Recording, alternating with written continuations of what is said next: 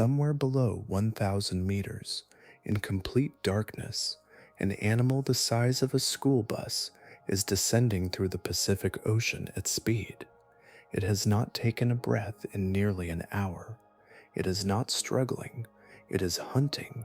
The sperm whale is the largest predator ever to hunt the deep ocean, and almost everything about it sounds impossible. It produces the loudest biological sound ever recorded on Earth. Underwater, its clicks can reach 230 decibels. Its brain weighs around 9 kilograms. Nothing alive today, and nothing known from the fossil record, has ever evolved a larger one. As it descends, its lungs collapse completely inside its chest. The pressure would kill a human long before reaching these depths. For a sperm whale, it is routine. In 1820, a sperm whale rammed a ship called the Essex twice and sank it in the middle of the Pacific Ocean. And in the year 2025, researchers studying sperm whale communication found structures that resembled human vowels, raising new questions about what language really is. Every one of those facts leads somewhere unexpected. Together, they describe an animal that has spent millions of years mastering an environment so hostile that most life never enters it. In this journey, we're exploring one of the most powerful and mysterious hunters on Earth. If you're tucked in right now, phone dimmed, trying to let your brain slow down, this one was made for you. Give it a like, subscribe if you haven't, it's free and it helps the channel more than you can imagine. And let me know in the comments, where are you watching from and what time is it where you are? Now, let's dive deeper. Long before human beings named oceans, charted coastlines, or imagined what lay beneath the surface, the lineage of the sperm whale was already taking shape in the ancient seas. Its story stretches back approximately 34 million years, to a time when the ancestors of modern toothed whales began following a different path through evolution. Somewhere in those distant waters, a remarkable ability emerged. Sound became more than a signal, it became a way of perceiving the world itself. The sperm whale belongs to the group known as toothed whales, a branch of marine mammals that also includes dolphins and orcas. Among them, it stands alone in scale. No other living toothed whale approaches its size, and few animals in the history of Earth have carried such a commanding presence through the water. It is the largest representative of a family that transformed life in the ocean by evolving echolocation, allowing predators to navigate and hunt far beyond the reach of sunlight. Across millions of years, that evolutionary experiment proved extraordinarily successful. Today, sperm whales inhabit every major ocean on Earth. Their range extends from warm equatorial waters to the margins of Arctic and Antarctic pack ice. They move through tropical seas, cross immense expanses of open water, and patrol remote regions that most creatures never encounter. Among marine mammals, few possess a distribution so vast their bodies reflect this long history of adaptation. An adult male can reach lengths of 18 meters, which is about 59 feet, and weigh as much as 57,000 kilograms. In sheer mass, that is comparable to roughly 10 African elephants gathered into a single living form. Females are much smaller, typically reaching around 11 meters, which is about 36 feet. This difference is not a minor detail of anatomy. It shapes the rhythm of their lives, influencing where they travel, how they socialize, and the roles they occupy within their communities. Even their name carries the trace of a misunderstanding. Early whalers discovered a strange waxy material inside the enormous head of the animal. Believing it to be something entirely different, they gave rise to the term that remains attached to the species today. The substance came from the spermaceti organ, a structure so unusual that modern science still debates aspects of its purpose. Centuries after it was first harvested, it continues to hold secrets. The sperm whale that moves through modern oceans is also a survivor of a much more recent chapter. Industrial whaling pushed the species toward collapse, reducing populations across the globe with astonishing speed. Yet recovery, though gradual, has been taking place. Current estimates suggest that approximately 850,000 sperm whales remain alive today. Their numbers are still far below what once existed, but the species endures, carrying forward traditions and behaviors shaped over immense spans of time. Longevity deepens that continuity. A sperm whale may live for as long as 70 years. For females, those decades are spent within the same matrilineal family unit into which they were born. Calves grow beside mothers, daughters remain beside grandmothers, and generations overlap in a social fabric that can persist across much of a century. Knowledge, relationships, and shared patterns of life flow through these groups like an inheritance carried in memory rather than stone. Everything about the sperm whale seems drawn toward extremes. Its size stretches the limits of what a toothed predator can become. Its range spans nearly the entire planet. Its history reaches back tens of millions of years. Even before the deeper details emerge, the outline is already unmistakable. This is an animal shaped by magnitude, a life form built on scales that rarely appear together in a single creature, drifting through the oceans as one of evolution's most extraordinary achievements. A sperm whale can be recognized long before its full body comes into view.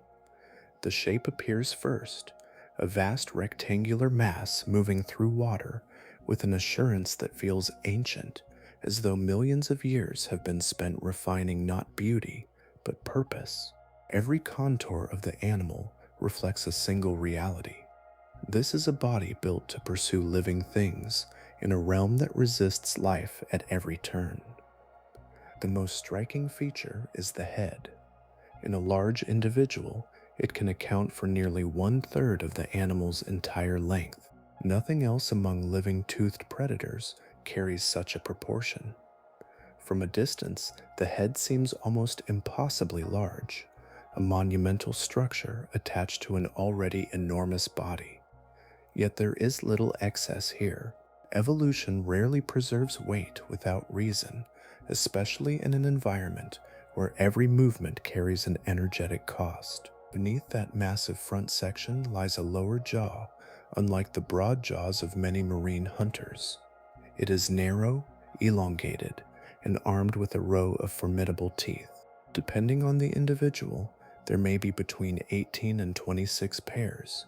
Each tooth can reach lengths of 20 centimeters and weigh as much as 1 kilogram. Their smooth conical shape gives them the appearance of polished ivory pillars, aligned with remarkable precision along the jawline. The upper jaw follows a different design. Functional teeth are absent there. Instead, sockets wait to receive the teeth of the lower jaw when the mouth closes. The arrangement resembles the fitting together of two carefully shaped structures, creating a secure grip on prey once contact is made. Nothing about the mechanism suggests hesitation. It reflects an animal adapted for seizing and holding powerful creatures that may struggle violently in darkness far below the surface. When fully opened, the jaw can approach a right angle. The resulting gape is immense, easily large enough to encompass a human being. Yet the whale is not a predator of humans. The scale simply reveals the dimensions of the prey and environments that shaped its anatomy across deep time. Every bone, muscle, and ligament has been molded by encounters taking place far from sunlight. The skin covering this enormous frame carries its own record of adaptation. Rather than smooth contours, much of the body is marked by deep wrinkles and corrugations. These folds create a texture that resembles weathered stone or ancient bark. In motion, however, They serve a practical role. As the whale moves through turbulent water during rapid descents, the textured surface helps manage the flow of water around the body, reducing resistance and improving efficiency. Beneath the skin rests a thick layer of blubber that can reach 35 centimeters in depth. Far below the surface, where seawater hovers near freezing, this insulation preserves heat generated within the body. It forms a protective barrier between warm living tissue and an environment that would steadily drain energy from less specialized creatures. The whale carries its own reservoir of warmth wherever it travels. Its flippers remain relatively compact compared with the size of the body, shaped like broad paddles capable of subtle control. Behind them extends the true engine of movement.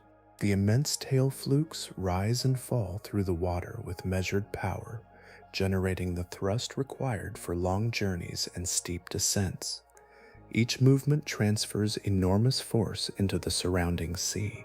Most of the time, a sperm whale travels at a deliberate pace of roughly 4 to 5 kilometers per hour, which is about 2.5 to 3.1 miles per hour.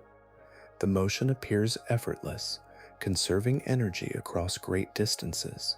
Yet records gathered from advanced tracking devices reveal another side of the animal. During pursuit, bursts of speed emerge suddenly.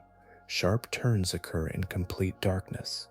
Acceleration follows acceleration as the whale responds to movements invisible to human senses. What appears from above as a drifting giant is in reality a highly capable hunter. Every aspect of its body, from the arrangement of its teeth to the texture of its skin, reflects a long evolutionary history spent mastering one of the most demanding habitats on Earth.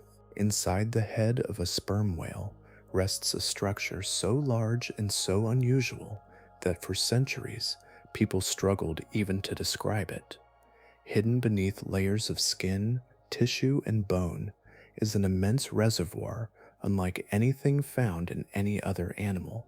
It occupies much of the whale's enormous forehead, shaping the profile that has become one of the most recognizable forms in the natural world.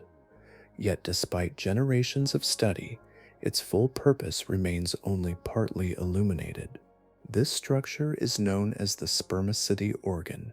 It contains as much as 1,900 liters of a waxy substance, which is about 500 gallons. At the whale's normal body temperature, the material exists as a liquid. Under different thermal conditions, it can become more solid. That unusual property has fascinated researchers for decades because it suggests possibilities that extend beyond simple storage or anatomy. The organ itself is not a single chamber. It is built from two major regions, arranged one above the other. The upper section, known as the case, contains most of the spermaceti substance. Beneath it lies a dense mass of connective tissue and specialized fats known as the junk. Together they form an intricate internal architecture, occupying a remarkable proportion of the whale's head and creating a system unlike anything found elsewhere in the animal kingdom. Deep within the nasal passages, a specialized structure generates sound. Researchers often refer to these tissues as monkey lips, a name that has remained despite its curious simplicity. When the whale produces a click, the sound does not simply travel outward. Instead, it begins a carefully guided journey through the interior of the head. The pulse moves upward into the spermaceti organ, reflecting between air spaces and internal surfaces. With each reflection, the sound becomes more focused and refined. By the time the pulse reaches the lower region of the organ, it has been shaped into something remarkably precise. The junk functions as an acoustic lens, directing the energy forward in a concentrated beam. Rather than spreading broadly through the surrounding water, the click travels along a specific path. The effect is often compared to a flashlight, not because it produces light, but because it directs information toward a chosen target with extraordinary control. This arrangement makes the spermaceti organ the largest sound-producing system known in any living animal. Every click that leaves the whale carries the imprint of this immense biological machine. The head itself becomes part of the sensory process, transforming internal anatomy into a structure capable of shaping sound with remarkable efficiency, yet acoustics may be only part of the story. Another possibility emerges from the unusual physical properties of the spermaceti substance itself. Because the material can change density as its temperature changes, some researchers have suggested that the organ contributes to buoyancy control during deep dives. By altering blood flow through the head and exchanging heat with surrounding seawater, the whale may be able to influence the density of the wax. A denser head could encourage descent, while a less dense state could assist ascent. This idea was explored in detail by marine biologist Malcolm Clark during the 1970s. His buoyancy hypothesis proposed that the whale could use subtle temperature-driven changes within the organ to reduce the muscular effort required during portions of a dive. Later analyses of dive behavior revealed periods of passive sinking that align with this possibility. The evidence remains incomplete, yet the concept continues to hold a place within scientific discussion. There are also hints that the organ may play a role in competition among males. Larger heads contain larger spermaceti organs, and larger organs may contribute to more powerful acoustic displays. In an animal where sound shapes so much of existence, even slight differences in acoustic performance could carry significance. What remains most striking is how many possibilities coexist within a single structure. The spermaceti organ appears to function as part sensory instrument, part acoustic projector, and perhaps part buoyancy system. Even now, after centuries of observation, it resists simple explanation. Within the head of the sperm whale sits a machine crafted by deep evolutionary time, still revealing itself one discovery at a time. There is a brief moment at the surface when the whale seems suspended between two worlds. The ocean rises and falls around it, air moves through its lungs, and then the body begins to rotate. The tail lifts higher, revealing the immense flukes for a final instant above the water. Gravity appears to reverse. The head points downward, and the descent begins. Within seconds, the surface is gone.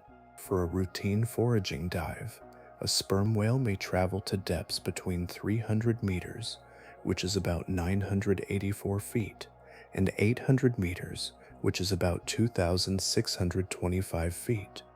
These journeys commonly last from 45 minutes to an hour, yet routine is a relative term for an animal like this. Recorded dives have exceeded 2,250 meters, which is about 1.4 miles, carrying the whale into a realm reached by very few air-breathing creatures. As depth increases, the ocean begins exerting forces that are difficult to imagine from land. At 2,000 meters, which is about 1.24 miles, pressure exceeds 200 atmospheres. Every portion of the whale's body is subjected to a weight equivalent to thousands of pounds, pressing against each square inch. The surrounding water becomes not merely an environment, but a physical force acting from every direction at once. For a human diver, significant physiological danger begins at depths around 40 meters, which is about 131 feet. The sperm whale routinely travels many times farther into the ocean than that threshold, carrying its warm-blooded body into conditions that would rapidly overwhelm nearly any other mammal. Preparation for this journey begins before the deepest phase of the descent. Rather than filling its lungs to maximum capacity and holding every possible breath, the whale does something unexpected. It exhales most of its lung air before committing to depth, releasing approximately 90% of the air it carries. What remains is enough to support the dive while minimizing the volume of gas vulnerable to compression. This strategy becomes increasingly important as the whale passes beyond roughly 300 meters, which is about 984 feet. At that point, the rib cage begins yielding to the immense force of the surrounding water. Unlike the rigid chest of a human being, the whale's thoracic structure possesses extraordinary flexibility. Bones and tissues accommodate the increasing pressure, allowing the lungs to compress progressively inward. Eventually, the lungs collapse almost completely. In most circumstances, such an event would represent a medical emergency. For the sperm whale, it is a protective adaptation refined over millions of years. The collapse limits the transfer of nitrogen into the bloodstream, greatly reducing the risk of decompression sickness. The animal transforms a potentially lethal process into a routine component of daily life. At the same time, changes unfold throughout the circulatory system. Blood flow is carefully redistributed. Organs that can temporarily tolerate reduced supply receive less circulation, while the brain and heart remain privileged destinations for oxygen-rich blood.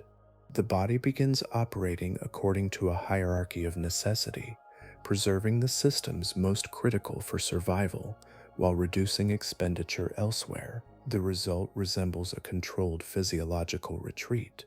Functions that are useful near the surface become secondary. Energy is conserved. Oxygen is allocated with remarkable precision. Every adaptation works toward extending the time available beneath the waves while maintaining the integrity of vital tissues. From the outside, none of this is visible. A whale descending through the water reveals little of the extraordinary adjustments taking place within its body. Yet each dive initiates a sequence of transformations so extensive that the animal becomes, for a time, something very different from the surface-dwelling mammal it appears to be. And then, after returning to air and restoring what was temporarily set aside, it does the same thing again. Not occasionally, not during rare moments of necessity, but multiple times each day, across years, across decades, throughout the course of an entire life spent moving between the familiar world above and the immense depths below. Deep beneath the surface, where an ordinary mammal would have exhausted every reserve long ago, the sperm whale continues its descent with oxygen still available to spend. The secret is not a single adaptation, but an entire biological system devoted to storing, protecting, and carefully distributing one of the most valuable resources in the animal kingdom. Every dive begins with a supply that has been gathered long before the whale slips beneath the waves. Much of that reserve is hidden inside the muscles themselves. Sperm whale muscle tissue contains extraordinary concentrations of myoglobin, a protein that binds and stores oxygen directly within muscle fibers. Compared with human muscle, the concentration is roughly 10 times greater. Rather than depending entirely on oxygen carried through the bloodstream, the whale brings a substantial reserve with it into the depths, packed directly into the tissues that power movement. This abundance changes the appearance of the muscle. Fresh muscle from a sperm whale is so rich in myoglobin that it appears almost black. The familiar red coloration associated with mammalian muscle gives way to a much darker shade, revealing just how densely oxygen storage molecules are packed into every working fiber. The color itself becomes evidence of an animal shaped by an environment where oxygen must last far longer than it does for creatures living at the surface. The blood contributes another layer of support. Hemoglobin, the molecule responsible for carrying oxygen through the circulatory system, exists in concentrations approximately twice those found in human. Each unit of blood is capable of transporting a greater quantity of oxygen, increasing the total reserve available before a dive even begins. Yet, concentration alone is not the entire story. The whale also carries an exceptional volume of blood relative to its body weight. Compared with terrestrial mammals, the amount is roughly 3 to 4 times greater. The result is an immense internal reservoir, moving through arteries and veins like a hidden ocean contained within the animal itself. Every deep dive begins with this reservoir fully charged, carrying oxygen toward tissues that may not see fresh air again for well over an hour. As depth increases and time passes, the whale begins carefully managing those reserves. One of the most remarkable adjustments involves the heart. During prolonged dives, heart rate slows dramatically through a response known as bradycardia. Each beat becomes more deliberate. Oxygen consumption decreases. Energy expenditure falls. The body shifts into a state of extraordinary efficiency, stretching finite resources across an astonishing span of time. Supporting this process is a specialized network of blood vessels known as the retia mirabilia, a phrase that translates as wonderful net. These dense vascular structures thread through parts of the body like living circuitry. They help regulate blood flow, buffer oxygen supplies, exchange heat, and stabilize conditions surrounding vital organs. Within the challenging environment of a deep dive, they contribute to maintaining the delicate balance required for continued function. Together, these adaptations create a system that operates with remarkable coordination. Oxygen is stored in muscles, transported through enriched blood, conserved through reduced heart activity, and managed through specialized vascular networks. No single feature explains the whale's success. It is the interaction of all of them that allows such journeys to occur repeatedly throughout a lifetime. Eventually, the dive ends. After spending as long as 90 minutes beneath the surface, the whale returns to air. The transition is unmistakable. Breaths come rapidly, one after another, as oxygen reserves are replenished and accumulated carbon dioxide is released. This recovery period typically lasts between 8 and 10 minutes. Researchers observing from vessels can often estimate the physiological condition of an individual simply by measuring these intervals, reading patterns of exertion and recovery from a distance. What emerges from all of this is a picture of an animal transformed by its environment at the deepest biological level. The sperm whale did not merely acquire a few useful traits for life below the surface. Over millions of years, its muscles, blood, heart, and circulation were reshaped into components of a unified system built around endurance. The deep ocean did not simply challenge this animal, it rewrote it. There comes a depth where sight ceases to be useful. Colors disappear first, then contrast, then form itself. Far below the reach of daylight, an eye can remain perfectly healthy and still provide almost nothing. Yet the sperm whale continues its search through these waters with remarkable confidence, navigating an environment where vision offers little guidance.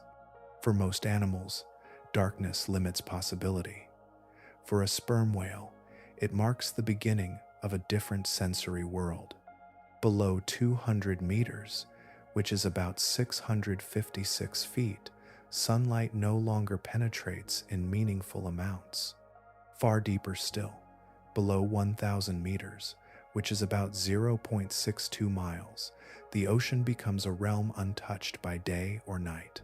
Here the whale hunts regularly, finding prey, avoiding obstacles, and moving with precision through surroundings that remain invisible to human eyes. The foundation of this ability is echolocation.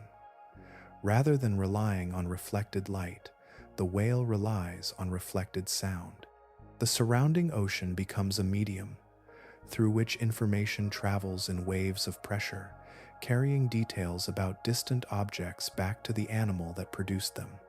Each search begins with a click, generated within the whale's specialized sound producing anatomy and shaped by the vast structures inside its head, the click is projected forward as a concentrated beam.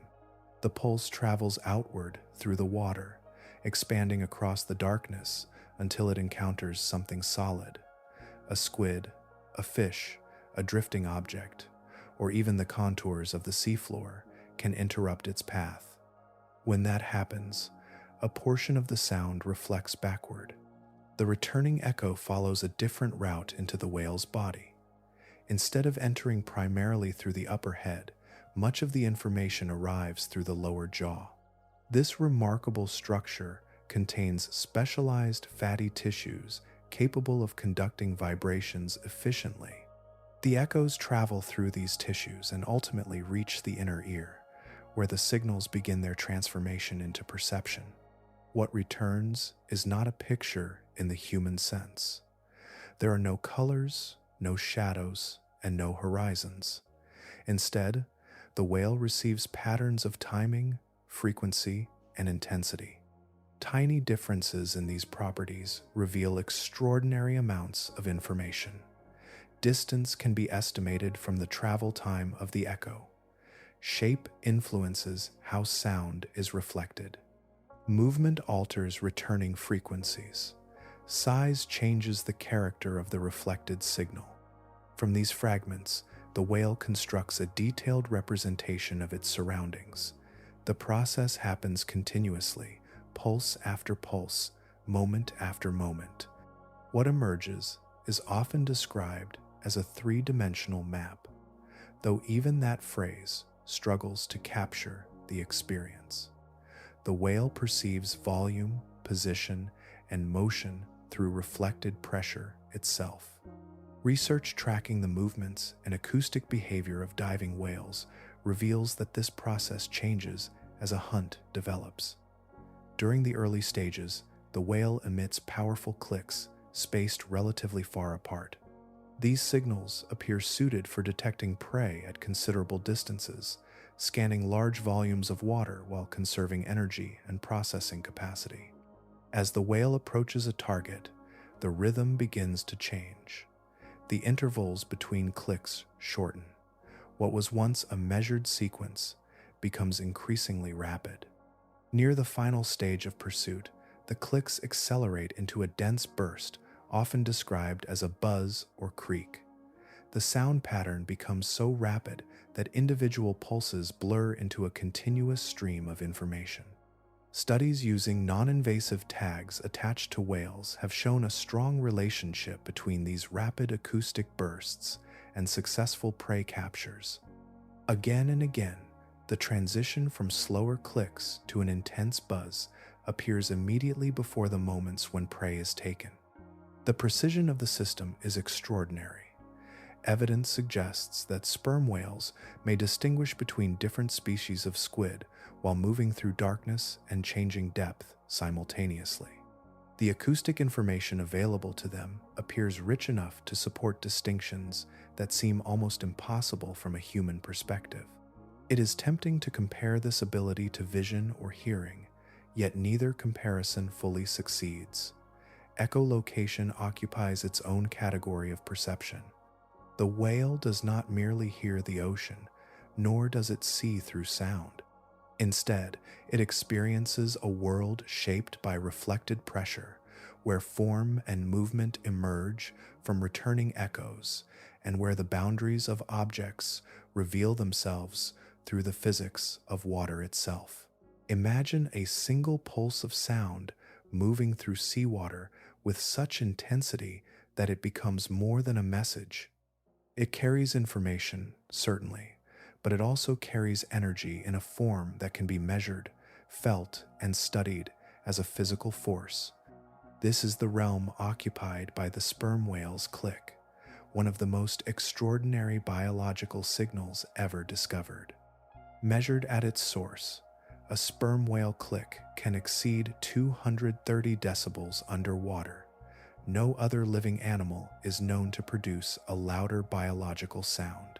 The figure is so extreme that it resists intuitive understanding, existing far beyond the range of sounds encountered in everyday life. Even among creatures that rely heavily on acoustics, the sperm whale occupies a category almost entirely its own. Comparisons can offer a rough sense of scale, though none are perfect. A jet engine during takeoff produces around 140 decibels in air. A rifle fired close to the ear may reach approximately 165 decibels. Sound behaves differently in water than it does in air, making direct comparisons imperfect, yet the contrast remains striking. The acoustic energy involved is immense. What matters most is not simply loudness, but pressure. A sound wave moving through water is a moving disturbance, a fluctuation in pressure traveling from one location to another. At a distance of only 1 meter from the source, the pressure generated by a powerful sperm whale click is sufficient to create measurable physical effects within biological tissues. The signal is not merely detected by the environment around it, it interacts with that environment. For decades, this fact has inspired a fascinating scientific debate. During the 1980s, marine biologist Kenneth Norris proposed a hypothesis that became known as acoustic debilitation. The idea suggested that the whale's focused clicks might do more than locate prey. Under certain circumstances, they might temporarily stun, disorient, or impair animals such as squid before capture. Part of the reasoning came from observations made during examinations of sperm whale stomach contents. Researchers frequently found squid remains that showed surprisingly little evidence of violent struggle. Many lacked obvious bite marks or external damage that might be expected from an active confrontation. To some observers, it appeared possible that the prey had already become incapacitated before being swallowed. The concept was compelling because it fit naturally with the remarkable architecture already present inside the whale's head. The same structures capable of generating and focusing powerful acoustic beams could, in theory, concentrate substantial energy onto a target. Sound, in this interpretation, would serve two roles simultaneously. It would function as both sensory system and hunting tool. As research progressed, however, the picture became more complicated. Detailed studies of whale behavior, particularly those using advanced recording tags attached to free-swimming individuals, revealed patterns that challenged a straightforward interpretation. As whales approached prey, they often reduced the intensity of their clicks rather than increasing it. During the rapid buzz phase, associated with final pursuit, acoustic output frequently became lower than during earlier stages of the hunt. This finding suggested that the rapid sequence of clicks was primarily serving a sensory purpose, allowing the whale to track prey movements with extraordinary precision during the final moments before capture. The evidence did not eliminate the acoustic debilitation hypothesis, but it weakened the simplest versions of it. As a result, the debate remains unresolved.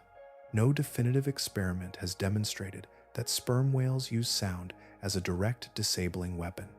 At the same time, no body of evidence has completely ruled out the possibility. The question continues to occupy a rare space in science where uncertainty remains both genuine and scientifically productive. One observation, however, stands largely uncontested.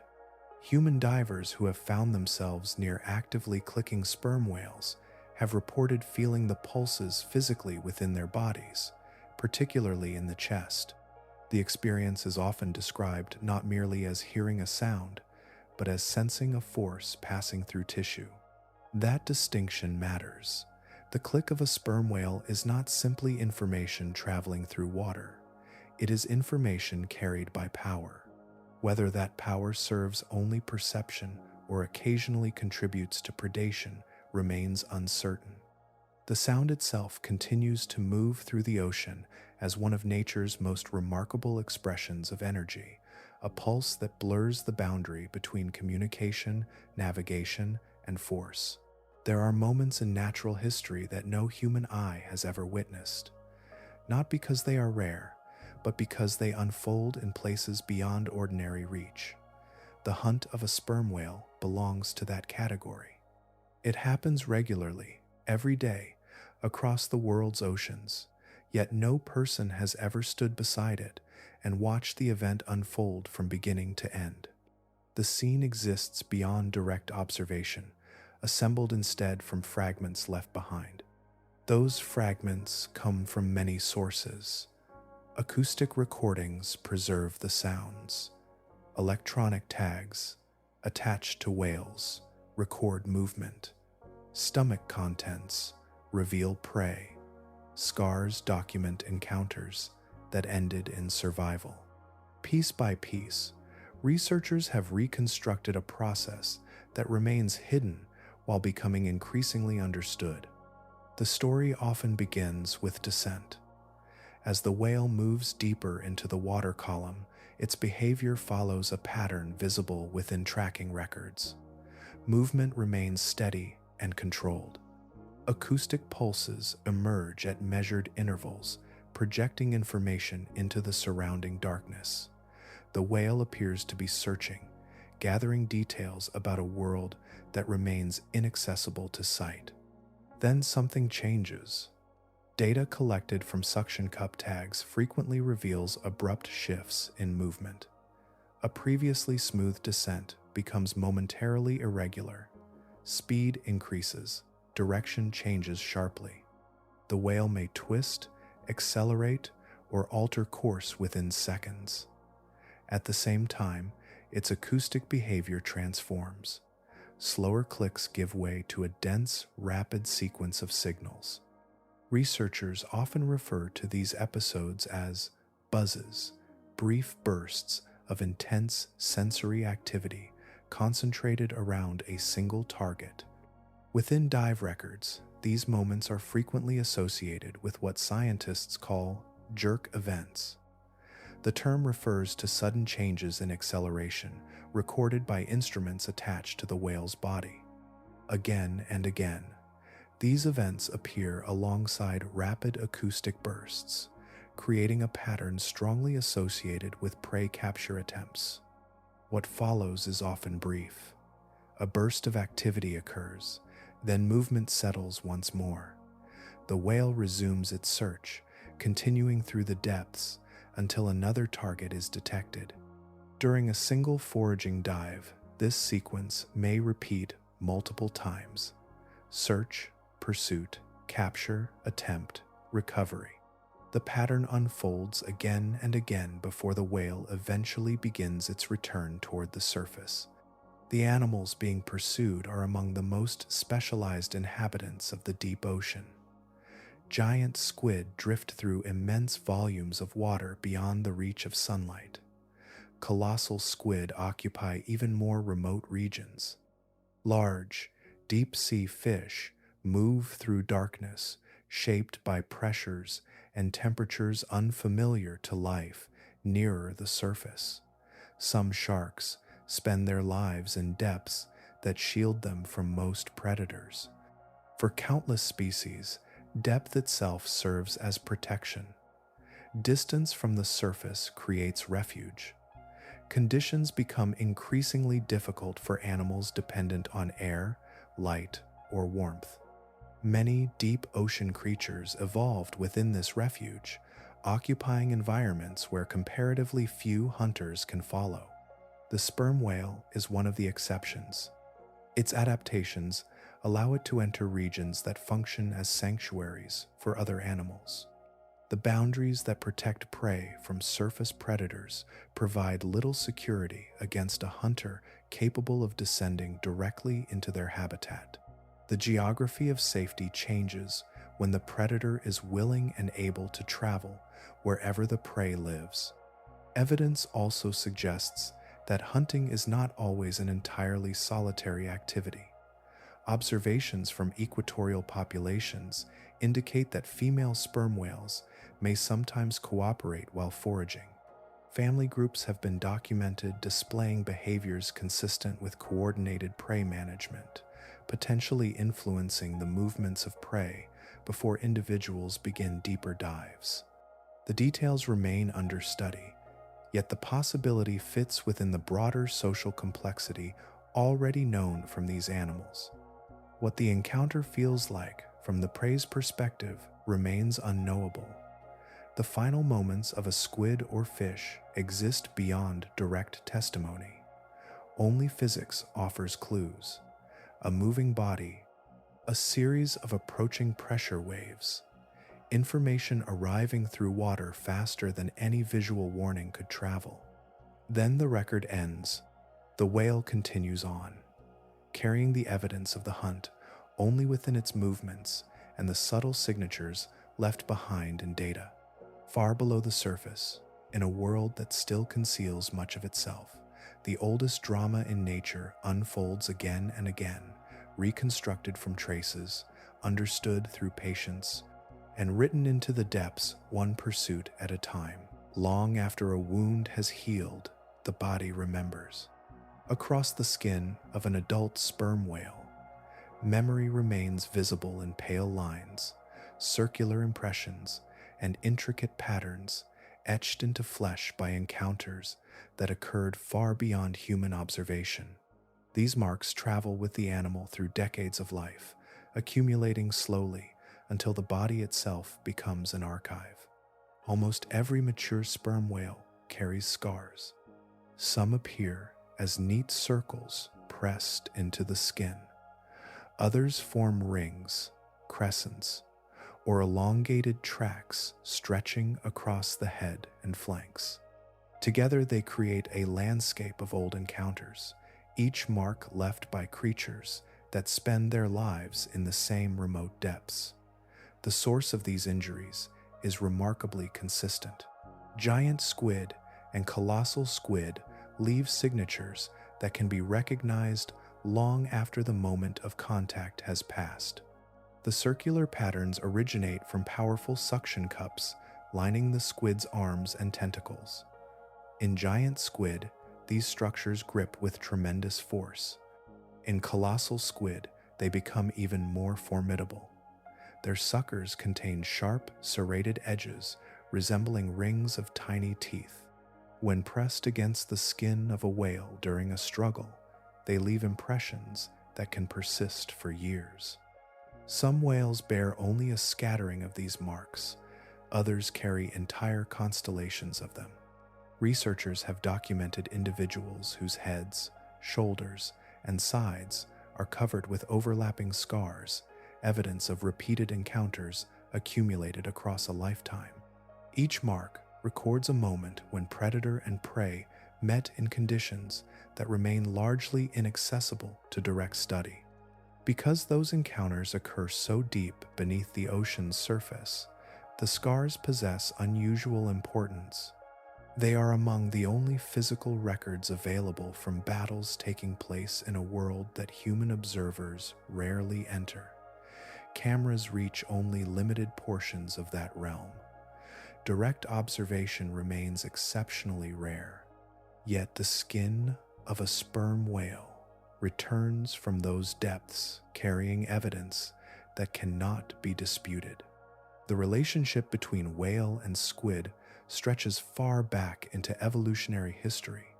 Researchers writing in a study published during 2026 described the interaction as an arms race extending across millions of years. Each side has influenced the development of the other, shaping adaptations through countless generations of pursuit and escape. Long before toothed whales evolved echolocation, approximately 34 million years ago, squid had already become masters of concealment. Their ancestors spent hundreds of millions of years refining strategies based on camouflage, body patterning, and the manipulation of light. In the deep ocean, these abilities provided powerful protection against predators dependent upon vision. Then a new form of perception entered the story. Echolocation changed the terms of survival. A squid hidden from sight could still be detected through reflected sound. Camouflage that deceived an eye offered little protection against an animal capable of constructing a sensory image from returning pressure waves. Evolution responded in turn, producing new behaviors, new habitats, and new strategies for avoiding detection. The contest continued, generation after generation, without conclusion. The scars visible on a whale today are therefore more than injuries. They are traces of a relationship older than many mountain ranges. They record the latest moments in a struggle that began millions of years before human beings appeared. Some of humanity's earliest understanding of giant squid emerged from this same connection. Museum specimens and scientific descriptions were often guided by remains recovered from sperm whale stomachs. Soft tissues vanished during digestion, but squid beaks endured. These hard structures accumulated inside whales and provided researchers with evidence of animals that were otherwise almost impossible to study directly. Viewed this way, every scar becomes a fragment of biography. A whale carries the marks of encounters survived, meals secured, and dangers overcome.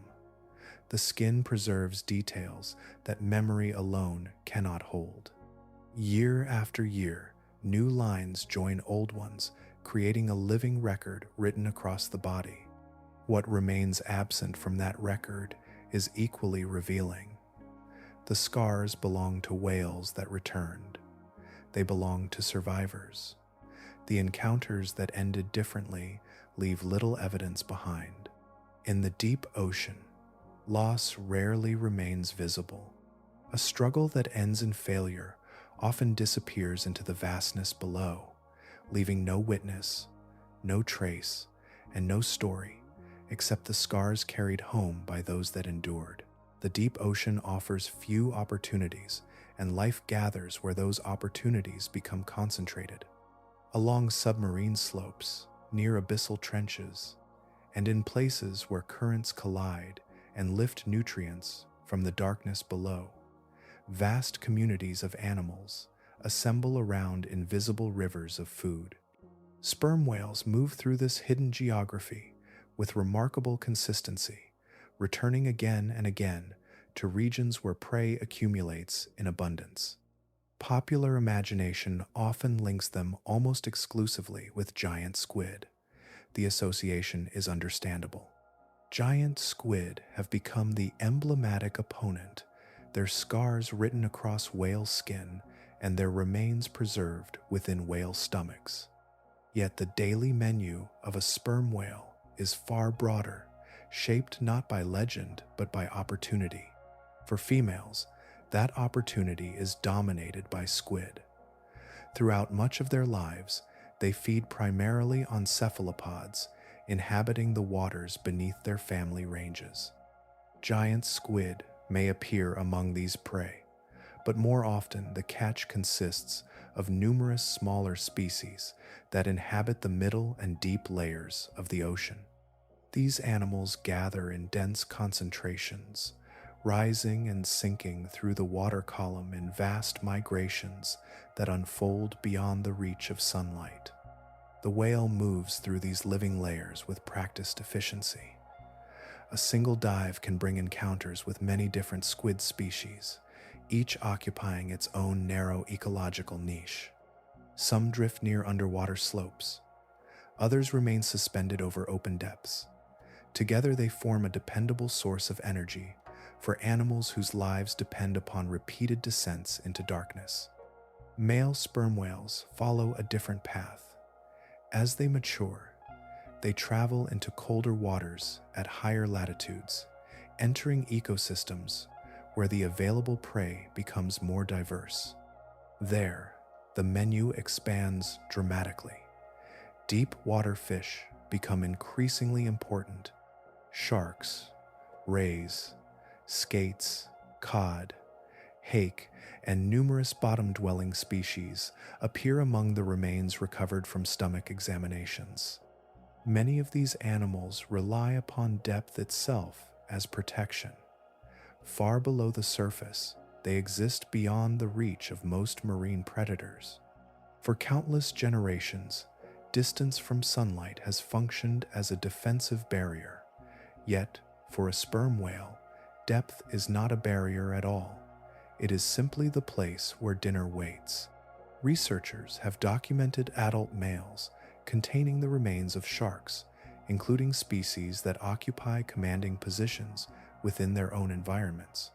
Creatures that inspire caution throughout much of the ocean become prey when encountered by a hunter capable of descending into their domain and locating them with extraordinary precision. Evidence recovered from stomach contents hints at the scale of this feeding. In some cases, whales have contained the undigested beaks of hundreds of squid from what appears to have been a single feeding period. Soft tissues vanish during digestion, but the durable beaks remain behind, creating a record of consumption that reveals astonishing efficiency. Few predators anywhere on Earth process such quantities of prey in such inaccessible conditions. The energetic demands help explain why. An adult sperm whale consumes roughly 3 to 3.5% of its body weight each day.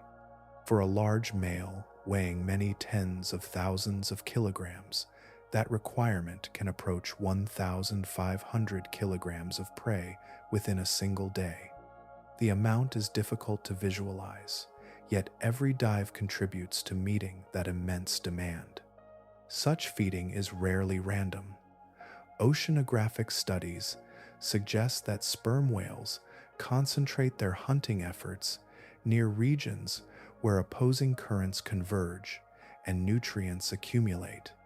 These locations act as gathering points for smaller organisms, which attract larger animals, which in turn attract predators. The result is a layered concentration of life extending from microscopic plankton to enormous hunters. Over time, these feeding decisions ripple outward through entire ecosystems.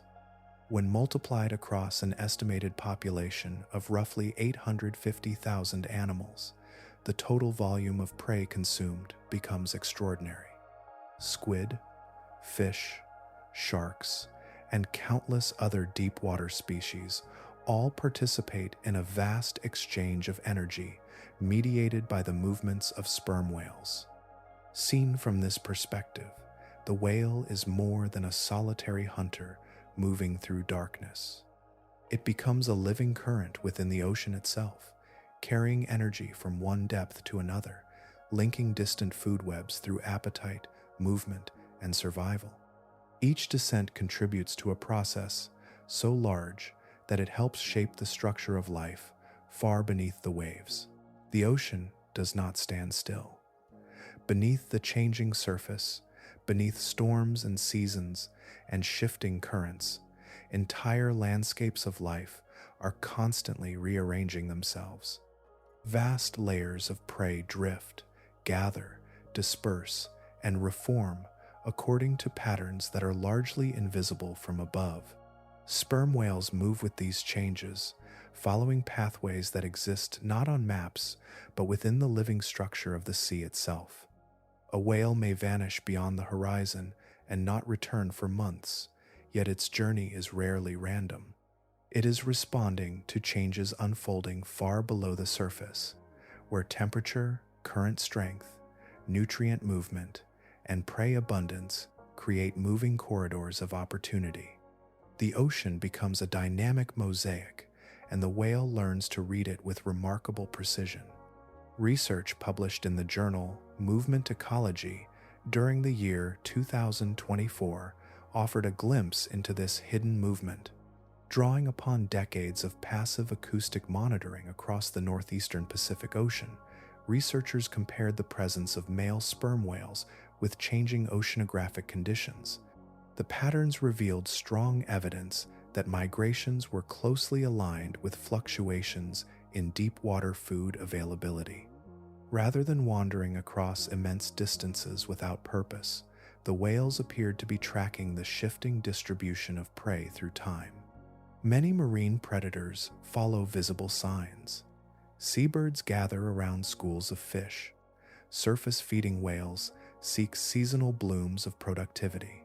Sperm whales operate according to a different set of signals. Their migrations are influenced by processes occurring between 500 meters, which is about 1,640 feet, and 1,000 meters, which is about 3,281 feet, beneath the waves. In those depths, changes may unfold unnoticed by human observers while still shaping the movements of some of the largest predators on Earth. Adult males are the great travelers of the species. Over the course of their lives, they may range across entire ocean basins, covering thousands of kilometers, which is about hundreds to thousands of miles depending on the route, between feeding regions and breeding grounds. These journeys can span enormous portions of the globe, linking polar waters with tropical seas through routes that remain only partially understood. Females live differently.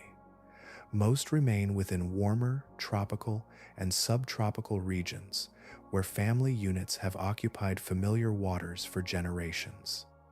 Their movements are not absent, but they are generally more stable. The social bonds that define these groups are rooted within long-established territories, creating continuity across decades of life. For young males, migration begins as a gradual separation from that familiar world. Between approximately 6 and 8 years of age, they leave the family unit and begin moving toward higher latitudes. The transition unfolds over years rather than days. Each season carries them farther from the waters of their birth and deeper into the colder feeding grounds occupied by mature bulls. What guides them remains one of the most intriguing mysteries in marine science. The open ocean offers few obvious landmarks. There are no roads, no mountain ranges rising above the horizon, no permanent markers visible across vast distances, yet sperm whales navigate these immense spaces with remarkable consistency. Sound likely plays an important role. Memory almost certainly does as well. A whale may carry within its mind an accumulated record of productive feeding regions, migration routes, seasonal timing, and ocean conditions gathered across decades. The sea that appears featureless to human eyes may possess a rich internal geography to an animal capable of perceiving it through entirely different senses. Across years and oceans, these migrations stitch together distant habitats into a single connected world. The whale moves through that world with patient certainty, following changes that cannot be seen from above, tracing pathways written into currents, prey distributions, and memory. Its journeys reveal an ocean far more structured than it first appears, a place filled with invisible roads that have existed long before humans began trying to chart them. There comes a point in the life of a young male sperm whale when the familiar world begins to fall away. The voices that surrounded him since birth grow more distant. The protective circle of related females loosens. Gradually, almost imperceptibly, he begins moving toward a different existence, one defined not by family but by solitude. From that moment onward, his path diverges dramatically from that of the females who remain within their long-established social units. What emerges is not merely a larger version of the same animal. In almost every meaningful biological sense, the adult bull becomes something distinct. The difference begins with size. A mature male can reach lengths of 18 meters, which is about 59 feet, and weigh as much as 57,000 kilograms. Females rarely exceed 11 meters, which is about 36 feet, and 14,000 kilograms. The resulting difference in mass, roughly 4-to-1, ranks among the most extreme examples of sexual dimorphism found in any mammal alive today. This transformation unfolds slowly, across decades. Young males continue growing long after females have reached maturity. Year after year, the body expands, the head becomes larger and more imposing. Muscles thicken, the immense structures within the skull increase in size. By full adulthood, a bull possesses proportions that can seem almost exaggerated, as though evolution pushed every dimension toward greater scale. His head alone reflects this divergence. Larger relative head size means a larger spermaceti organ, a larger acoustic apparatus, and potentially more powerful clicks. In the vast expanses of the open ocean, where communication, navigation, and competition all depend upon sound, these differences may carry profound consequences. A bull moving through polar waters carries one of the most formidable biological instruments ever produced by evolution. His lifestyle changes just as dramatically as his anatomy. Adult males spend much of their lives alone or in loose associations with other males. They travel into high-latitude feeding grounds far beyond the normal range of females and calves. These regions present challenges unfamiliar to tropical populations. Food may be abundant, but conditions are demanding, and survival requires exceptional endurance. Near the edges of polar seas, water temperatures can approach freezing. The ocean becomes a place of cold currents, seasonal darkness, and immense distances. Yet adult bulls thrive there. Their size provides advantages that smaller whales cannot easily match. Greater body mass conserves heat more effectively, allowing them to exploit feeding grounds that would place tremendous physiological strain upon younger animals. These northern and southern journeys can last for years. A bull may roam across enormous stretches of ocean, moving between productive feeding regions with little company beyond the occasional presence of another mature male. During this period, he becomes one of the most independent creatures on Earth, living within a world measured in continents of water rather than coastlines. Eventually, many return toward warmer breeding grounds. There, the solitary traveler enters a different arena. Access to mating opportunities brings males into contact with one another, and competition can become intense. Scars found on mature bulls suggest that physical confrontations sometimes occur. Massive bodies collide. Dominance is tested. Strength, size, and persistence influence which individuals succeed. Human history preserves one particularly famous image of such a whale. In the year 1820, the sperm whale associated with the sinking of the Essex was described by survivors as extraordinarily large, perhaps reaching 26 meters, which is about 85 feet. That estimate exceeds any reliably confirmed modern measurement, and eyewitness accounts from extreme situations are rarely precise. Yet the description reveals the impression such an animal could leave upon those who encountered it. Whether or not that whale truly reached such dimensions, the image persists because mature bulls already exist near the upper limits of what a predatory mammal can become. In the open ocean, a fully grown male occupies a position almost without parallel. Few creatures can threaten him. None routinely hunt him. No predator possesses the combination of size, strength, depth, capability, and endurance required to challenge a healthy adult bull.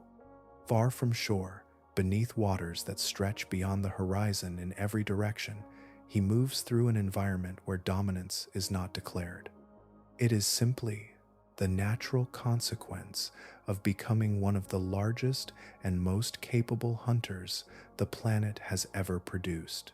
Long before a calf learns the routes of the ocean, before it understands the voices surrounding it or the rhythms that shape its days, it enters a world that already knows its name. It is born into relationships that existed years before its arrival. into a society woven together through memory, familiarity, and shared experience stretching across generations. For female sperm whales, life unfolds within one of the most enduring family structures found anywhere in the animal kingdom. A daughter does not leave to establish a separate existence. Instead, she remains with her relatives throughout her entire life, becoming part of a stable matrilineal social unit that may contain roughly 10 to 12 individuals, most of them female, connected through kinship and long association. At the center of these groups are elder females whose lives span decades of accumulated experience. They have traveled migration routes countless times. They know productive feeding areas and seasonal movements. They carry an understanding of social relationships built gradually across 50 or 60 years. In a world where survival depends upon navigating an immense and ever-changing ocean, knowledge itself becomes a valuable inheritance. The influence of these older individuals is rarely dramatic. It emerges through continuity. A family unit returns to familiar regions. It maintains established relationships. It preserves behaviors refined over generations. Young whales grow within this framework, absorbing information not through instruction in the human sense, but through prolonged participation in the life of the group. What makes these units remarkable is their stability. Many animal societies form and dissolve according to circumstance. Sperm whale families display a different pattern. Researchers studying identified individuals across decades have repeatedly observed the same females traveling together year after year. Membership changes little. The same companions remain present through births, deaths, and the passing of generations. These associations extend beyond immediate family groups. Units often maintain connections with other units that share the same vocal traditions. Families belonging to the same clan may encounter one another across large stretches of ocean and interact in ways that reflect a deeper shared identity. Yet neighboring groups from different clans frequently remain socially separate even when occupying the same waters. The distinction is subtle but profound. Geography alone does not determine belonging. Shared culture appears to matter. Learned patterns of communication create boundaries that influence social choices, shaping who associates with whom across an oceanic scale. Within this environment, calves spend years learning far more than the practical requirements of survival. They learn the characteristic sounds of their group. They learn social expectations. They learn routes, associations, and behaviors carried forward from previous generations. The process resembles cultural inheritance more than simple instinct. A young whale entering adulthood therefore inherits not only genes but traditions.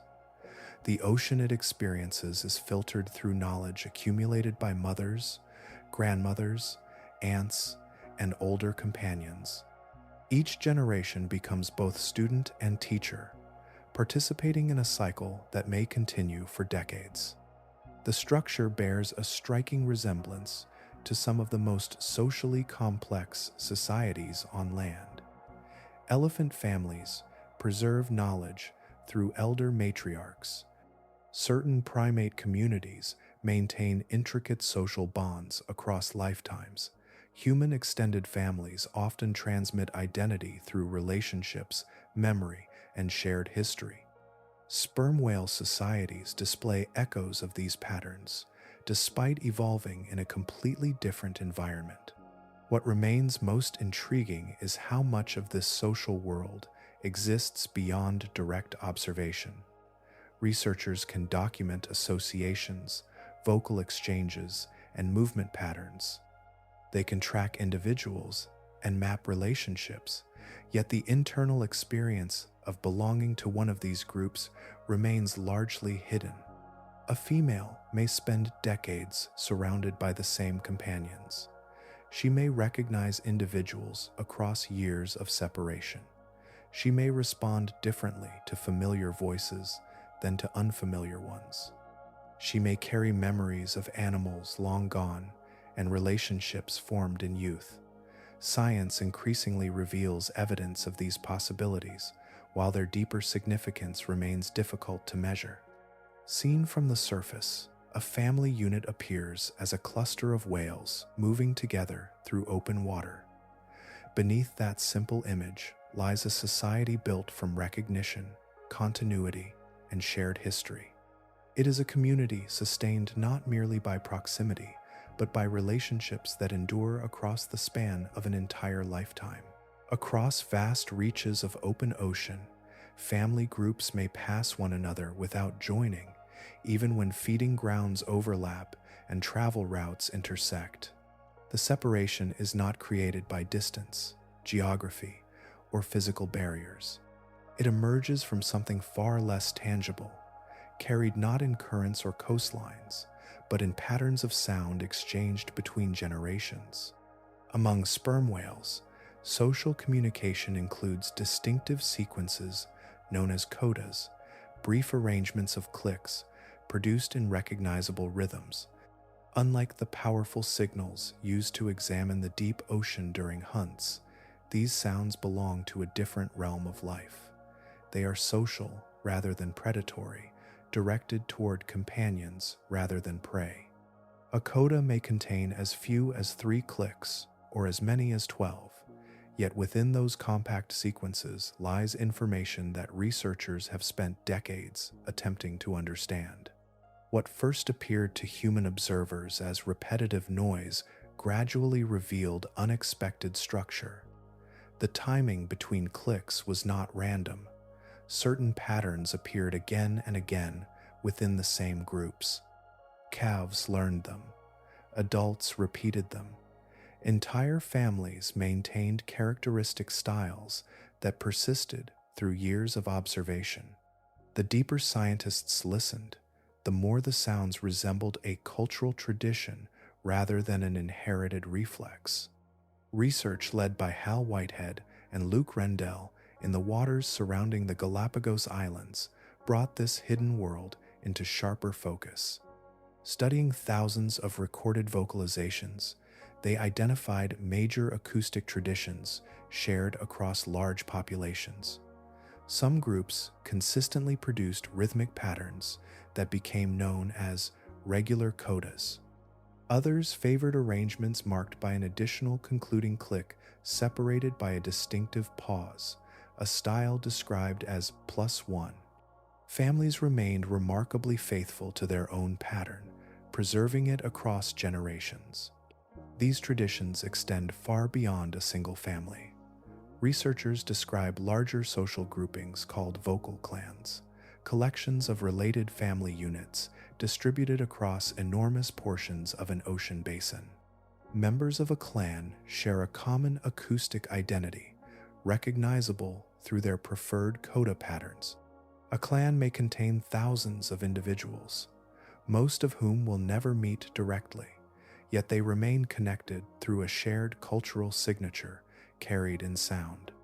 What makes this especially striking is the role these vocal identities play in social relationships. Family units routinely associate with other units belonging to their own clan. Encounters between clans are different.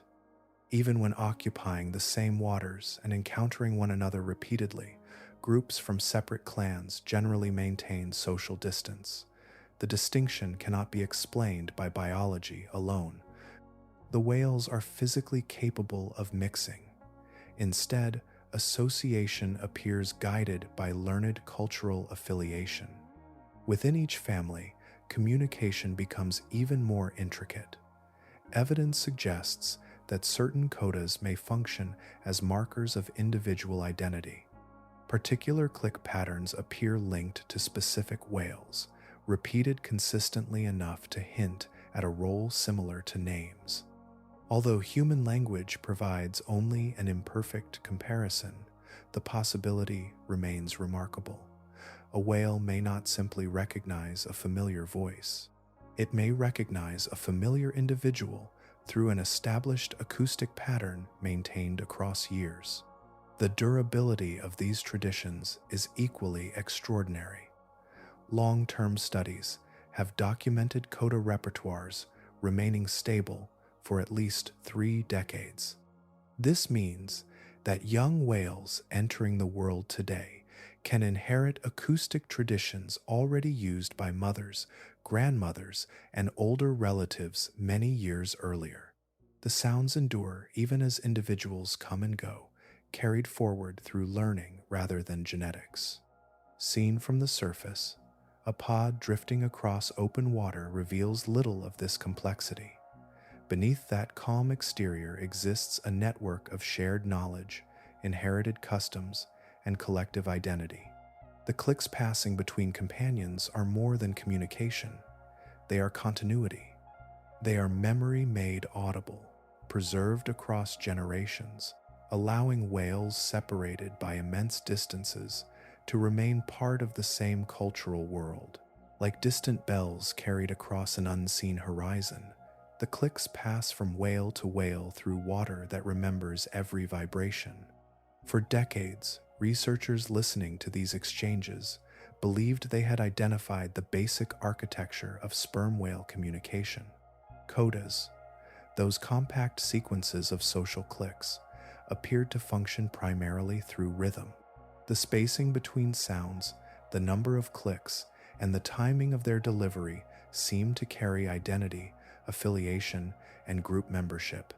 The system was already remarkable, yet it appeared bounded by patterns of tempo and repetition. Then, a different layer began to emerge. In late 2025, researchers from the University of California, Berkeley, working through Project CETI Translation Initiative, published findings that challenged long-standing assumptions about what sperm whale codas contain. Drawing upon thousands of recorded vocalizations and advanced computational analysis, the team looked beyond timing alone and examined the internal spectral structure hidden within the clicks themselves. What they found suggested that the communication system possessed dimensions that earlier models had largely overlooked. At the center of the work was linguist Gasper Begusch, whose research employed generative adversarial networks, a form of machine learning designed to identify patterns within large and complex datasets. Rather than searching only for repeating rhythms, the models examined the acoustic character of the clicks, exploring whether meaningful structures existed beneath the surface. The resulting patterns were unexpectedly organized. Among the most striking discoveries were 2 recurring vowel-like forms, described as an alpha vowel and an E vowel. Researchers also identified several diphthong-like patterns, acoustic transitions that changed shape across a vocalization in ways reminiscent of how human vowel sounds can shift during speech. These patterns appeared repeatedly across different whales and across different coda types, suggesting they were not accidental products of movement, depth, or recording conditions. The resemblance to human language was not based on meaning, because meaning remains unknown. Instead, it rested on structure. The spectral properties displayed organizational features similar to those found in human vowels.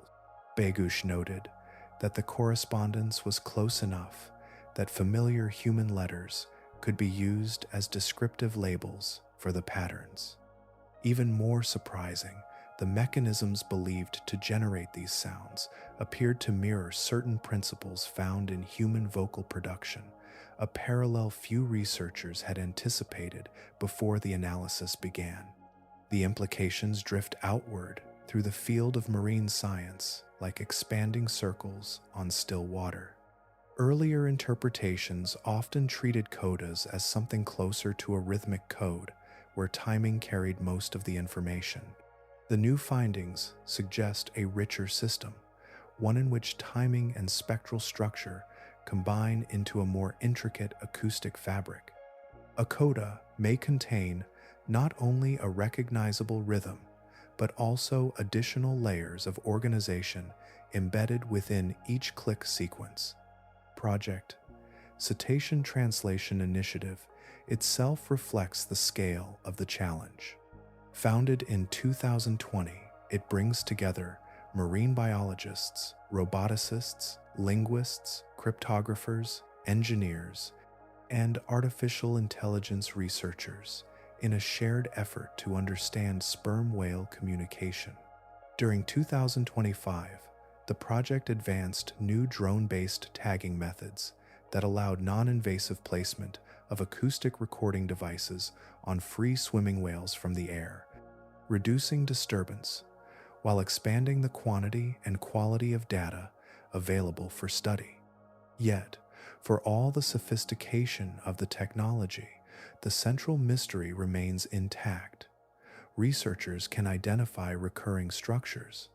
They can measure patterns, classify sounds, and trace relationships across populations separated by immense stretches of ocean.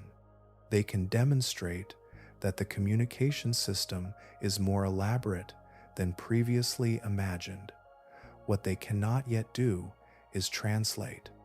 So the clicks continue, exchanged between companions, moving through waters shaped by memory and tradition.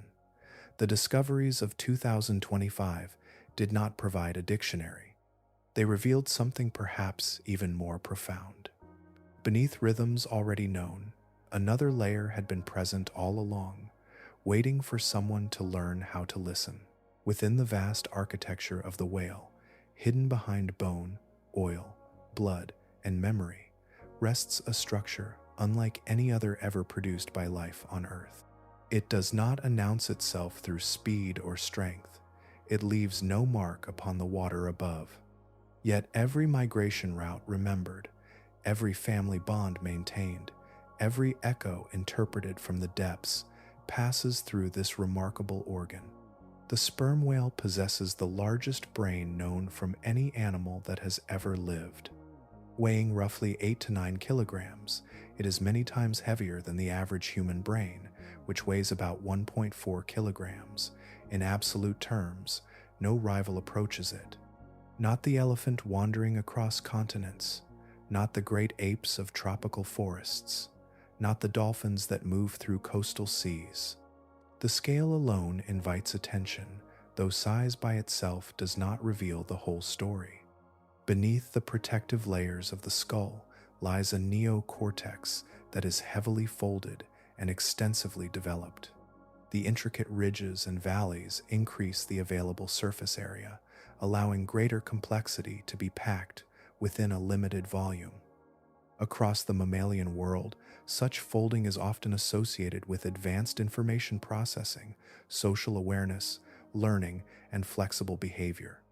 In the sperm whale, this landscape reaches extraordinary dimensions. Yet scientists approach the question of intelligence with care. A larger brain does not automatically mean a more intelligent animal. Brain size relative to body mass matters. The density and arrangement of neurons matter.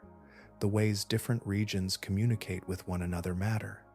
Evolution rarely rewards waste, however. A brain of this magnitude requires immense energy to build and maintain. Such an investment suggests that something profoundly demanding is occurring within that living tissue. Part of that demand arises from the whale's relationship with sound. Far below the reach of sunlight, where vision offers little guidance, the brain receives returning echoes and transforms them into meaningful representations of the surrounding world. Distances, movements, textures, and shapes are processed in real time. A landscape made of reflected pressure is assembled moment by moment, allowing the whale to navigate and hunt through darkness that remains inaccessible to human senses. At the same time, the brain must manage a social existence that unfolds across decades. Female family units preserve relationships over lifetimes. Individuals recognize companions, maintain affiliations, and participate in traditions carried from one generation to the next. Cultural knowledge travels through these networks, passing from elders to younger whales much as stories and customs move through human communities. Memory is not merely useful here, it is foundational. Researchers have observed this persistence through long-term study. Individual whales, photographed and identified many years ago, have later been recognized again, carrying familiar markings across the passage of decades. Some populations have been followed for more than 30 years. Over that span, evidence has accumulated that whales distinguish between different vessels and respond according to prior experiences. Encounters are not always treated as new. The past appears to remain present. All of this unfolds within the largest brain ever grown by the planet. It interprets echoes from immense depths. It preserves social identities across generations. It supports cultural traditions, navigational memory, and behavioral flexibility across an entire lifetime. The organ does not exist in isolation from the whale's world. It is woven into every movement through the ocean, every learned coda, every remembered companion, every return to familiar waters. And still, a boundary remains. Science can measure mass, map structure, record behavior, and trace patterns of communication. It can identify relationships between anatomy and function. What it cannot yet reach is the interior experience itself. Somewhere within that immense network of living cells, the ocean is perceived, remembered, and understood from a perspective entirely its own. The nature of that experience drifts beyond observation, resting in depths as profound as any the whale itself explores. Long before a returning mother rises from the depths, the future of her calf is already resting in the care of others. Near the surface, where light still drifts through the water and breathing remains possible every few moments, a young whale waits through the long absence. Its mother has descended far below into regions the calf cannot yet endure. The pressure would overwhelm a developing body, and the duration of a mature foraging dive would exhaust reserves not yet built. So the calf remains above, suspended between vulnerability and belonging, carried not by solitude but by community. Around it moves a circle of companions. Some are experienced mothers. Some are adolescents still growing into adulthood. Some are older females whose years have filled them with memories of roots, seasons, and generations now gone. Together they form a living presence around the calf, adjusting their positions as the sea shifts beneath them. While one female disappears below in search of prey, another remains close, and then another. Responsibility flows through the group rather than settling upon a single individual. Biologists describe this behavior as allomothering, caregiving provided by individuals other than the biological mother. The scientific term is precise, yet the reality unfolds with remarkable warmth and complexity. A calf is not guarded merely because it belongs to one female. It is protected because it belongs to the unit itself. Its survival carries value shared across many lives, woven into relationships that may have endured for decades. The arrangement offers practical advantages. A mother can descend into deep feeding grounds without abandoning her young. The calf continues to breathe, rest, and learn while remaining surrounded by familiar companions. Predators, currents, and simple youthful inexperience become challenges faced by a group rather than by an isolated individual. Through cooperation, the unit creates opportunities that no single whale could sustain alone. Care extends beyond watchfulness. Observations have documented calves nursing from females who are not their mothers, a behavior known as allonursing. Milk, one of the most energetically expensive resources a mammal can produce, may be shared across the social network. Such behavior suggests a level of collective investment that reaches beyond temporary assistance. The nourishment supporting a growing calf can come from multiple sources within the unit, turning development into a communal project. As years of observation accumulated, researchers began noticing another pattern. The presence of a calf altered the structure of social interactions around it. In studies conducted among Caribbean populations, calves appeared to function as centers of connection. Adult females spent more time interacting, coordinating, and remaining linked when young whales were present. The calf became more than a dependent individual. It became a point around which relationships gathered and strengthened. One especially revealing observation involved a female whose own calf had died. Afterward, she frequently assumed caregiving responsibilities for another youngster within the unit. Her position within the social network remained unusually strong, maintaining a high level of connectedness with other adults. The pattern suggested that caregiving itself carried social significance. The role mattered, not only to the calf receiving attention, but also to the architecture of the group as a whole.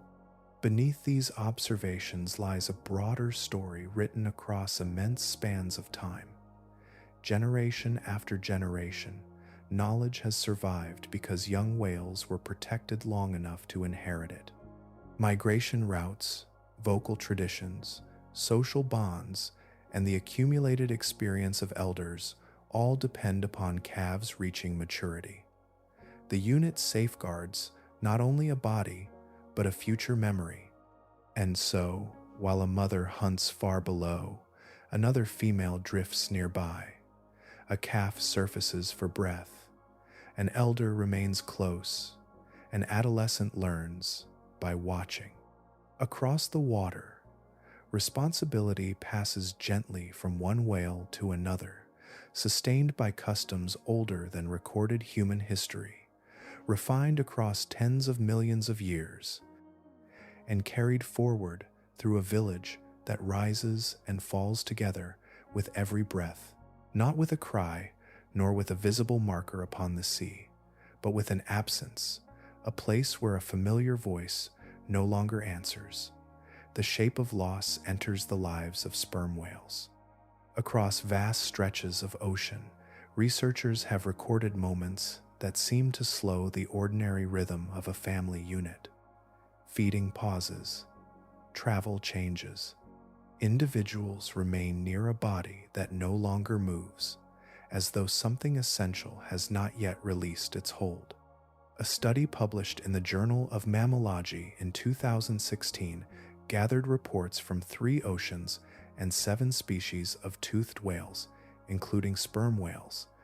Examining observations separated by geography and time, the researchers found a recurring pattern. Again and again, living animals remained close to dead companions. They touched them with jaws. They guided them with flippers. They circled. They stayed. Such behavior appears in circumstances where departure would be easier. The ocean is a place of constant motion. Currents pull. Opportunities to feed appear and vanish. Yet some whales linger beside a deceased member of their group for hours. The body offers no guidance, no communication, no response. Still, the connection persists. Among the most striking observations are those involving mothers and calves. Researchers have documented mothers carrying the bodies of dead young, supporting them at the surface and preventing them from sinking. The effort can continue long after any possibility of recovery has passed. A calf that once depended on its mother for every breath remains close to her even after life has ended, held above the water by the same body that once protected it through infancy. Scientists approach such moments with care. The language of animal emotion demands caution, especially when studying species whose inner experiences remain beyond direct measurement. Yet some researchers who examined the evidence reached remarkably direct conclusions.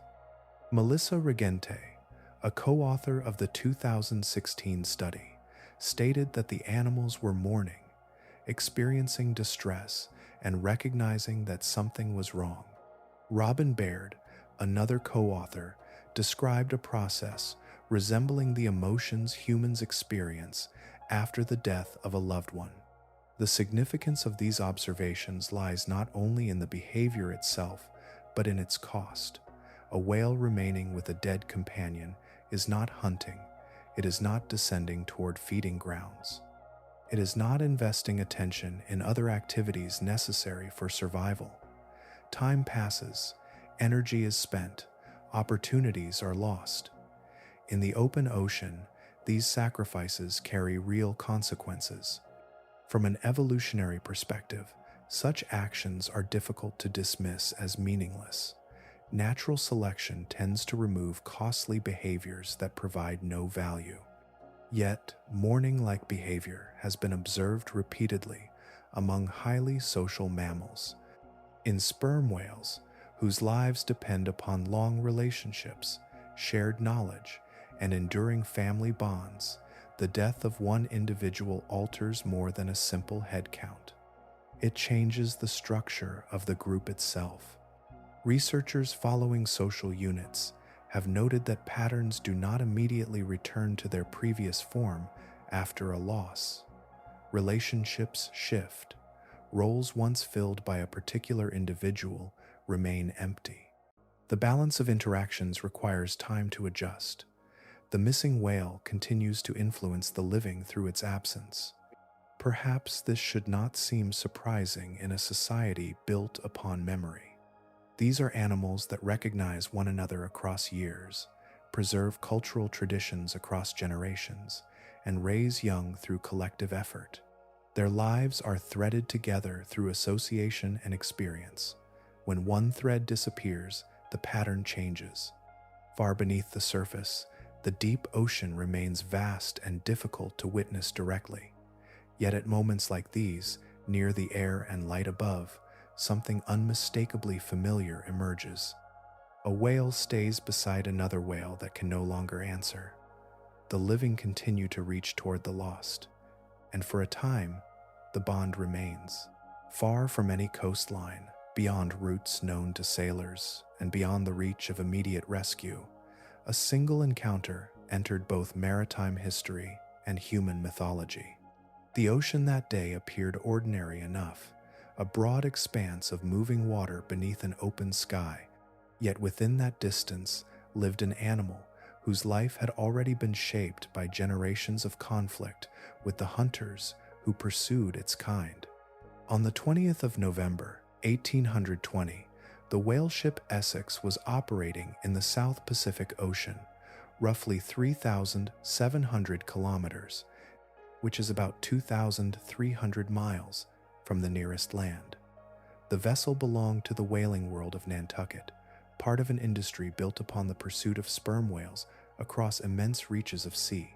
The crew had come there for oil, and like countless ships before them, they entered waters already inhabited by families, calves, solitary bulls, and memories stretching across lifetimes. What happened next became one of the most extraordinary events ever recorded between humans and a wild animal.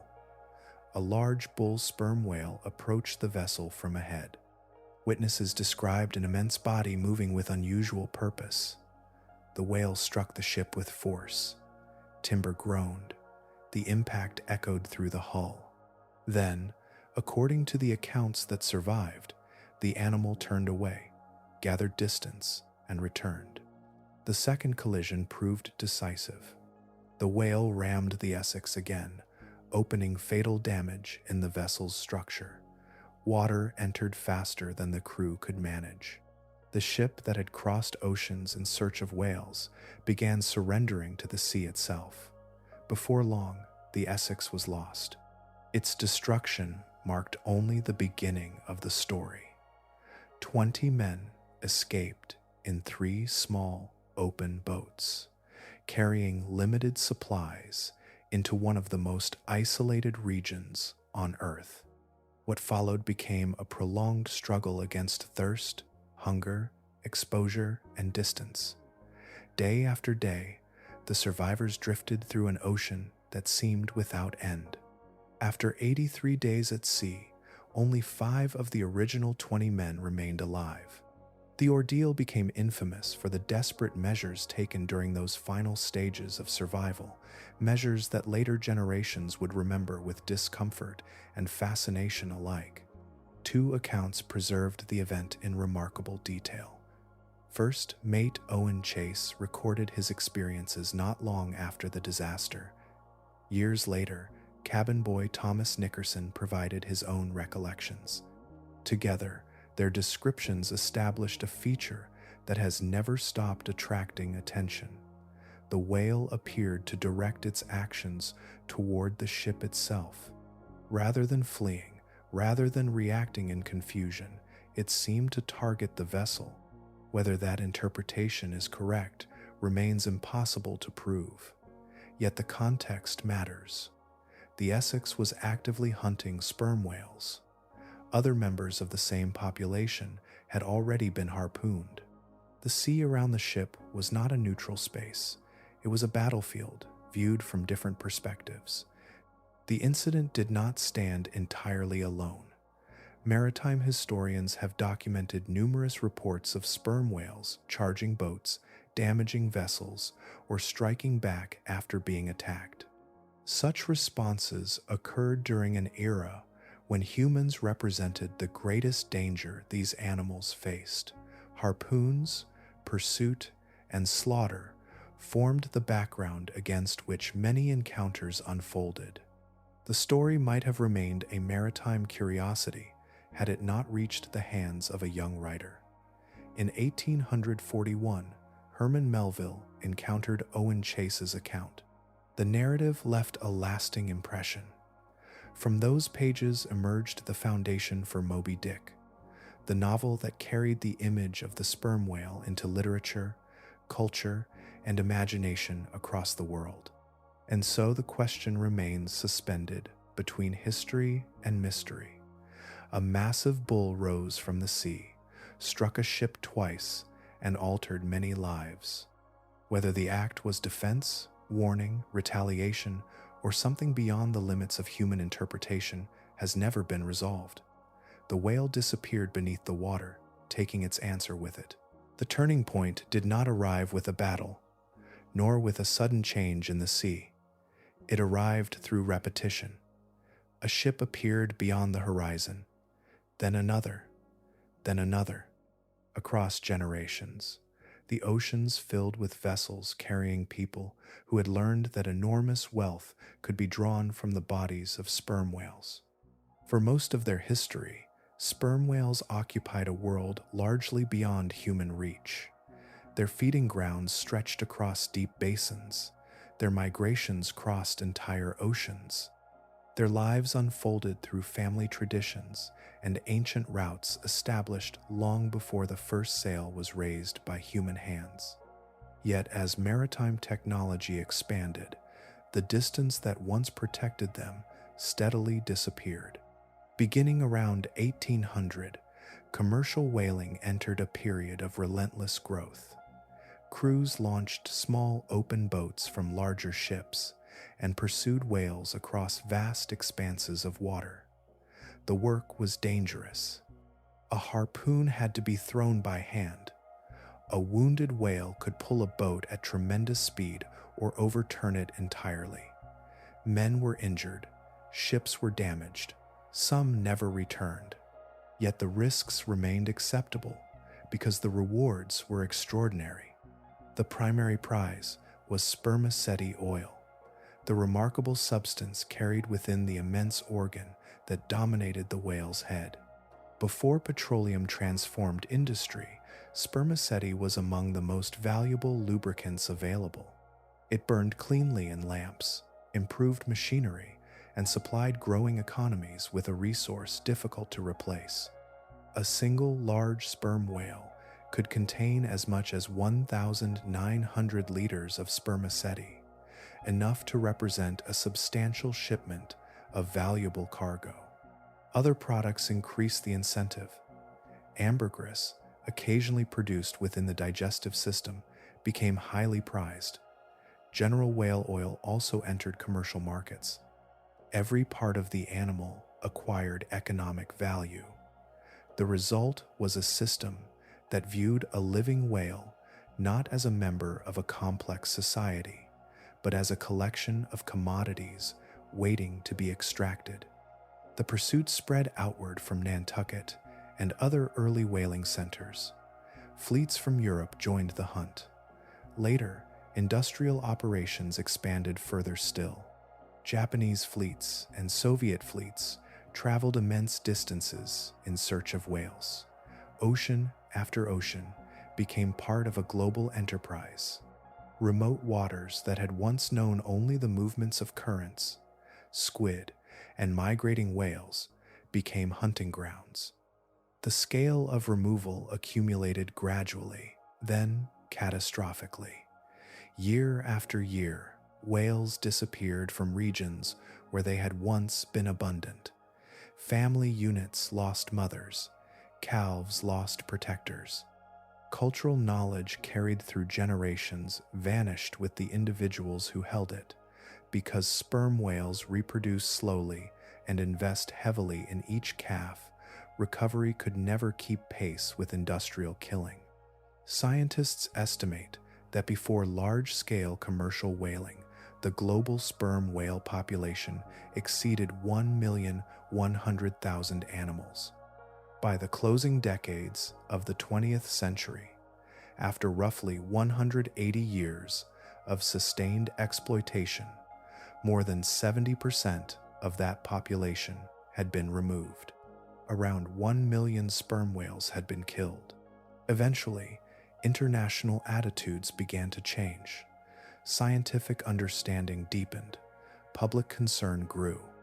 An international moratorium on commercial whaling took effect in 1987, bringing an end to much of the industry that had reshaped whale populations across the globe. Yet, the consequences remained visible long afterward. Today, sperm whales persist, but they do so as survivors of a profound historical disruption.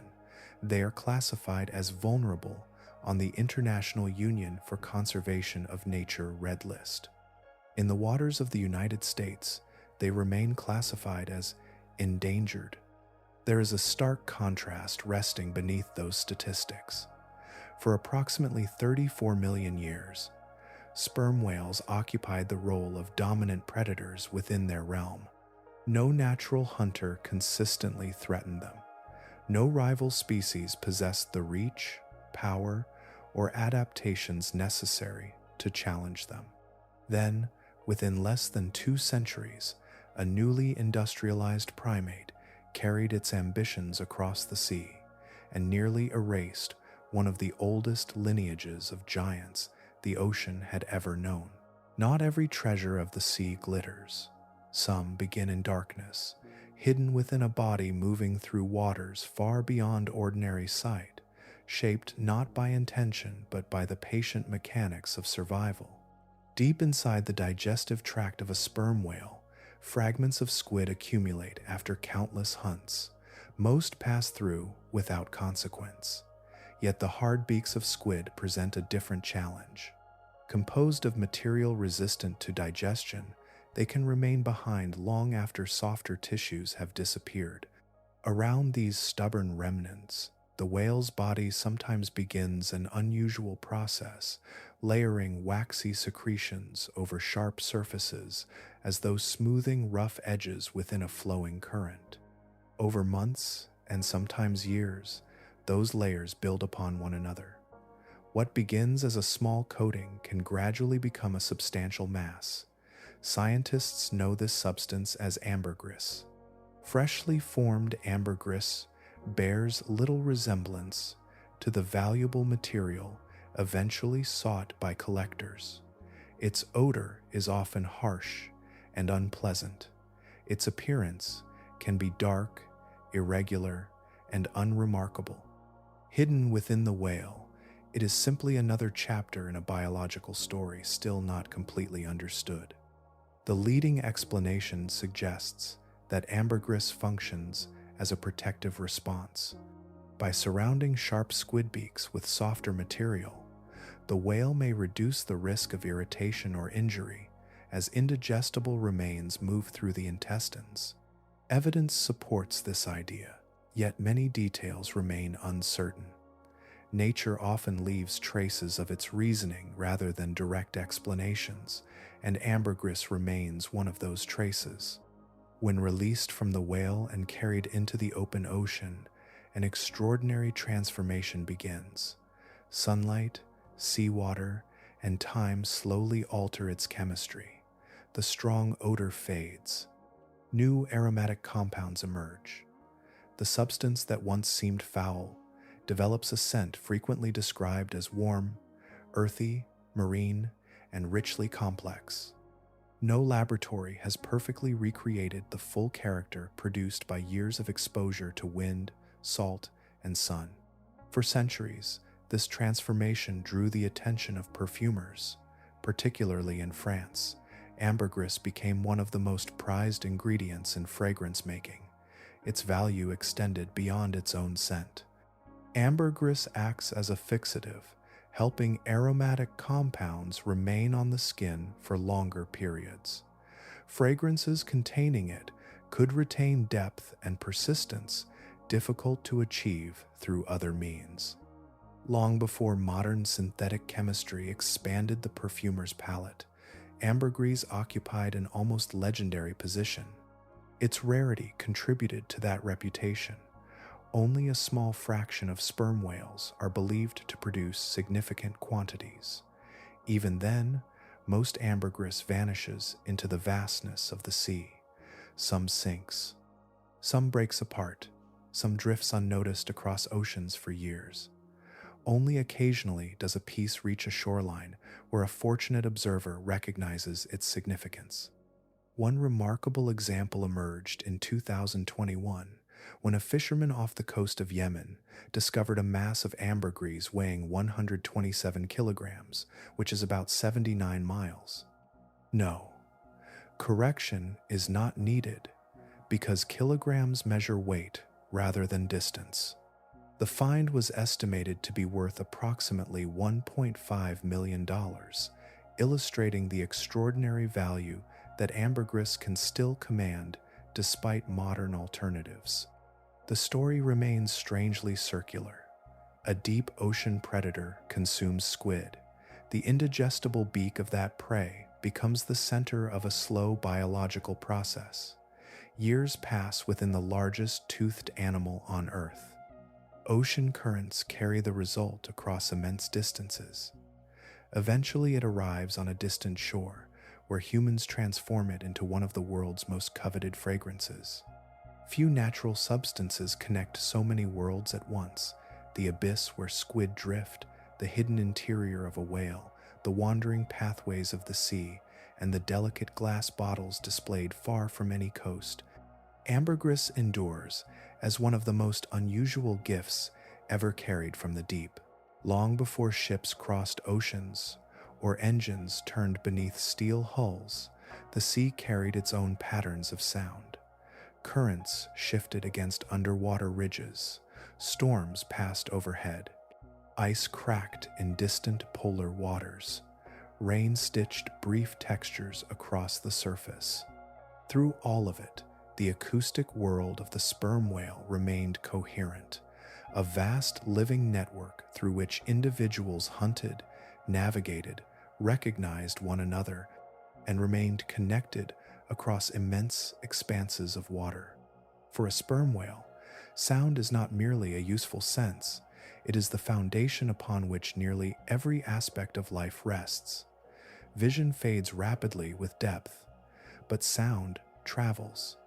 A hunting whale sends pressure pulses outward and receives information in return, assembling a detailed representation of surroundings hidden beyond sight.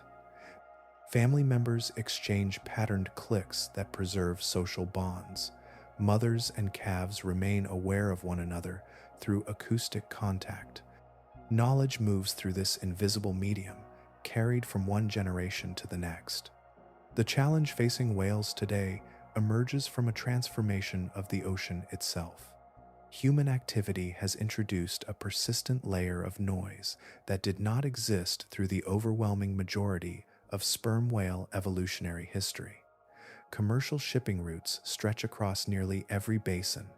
Military sonar systems project powerful signals through the water.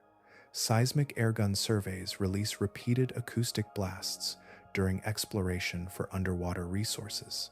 Proposed deep-sea mining operations add further sources of disturbance. Together, they create a backdrop of sound that can extend far beyond the immediate location of its source.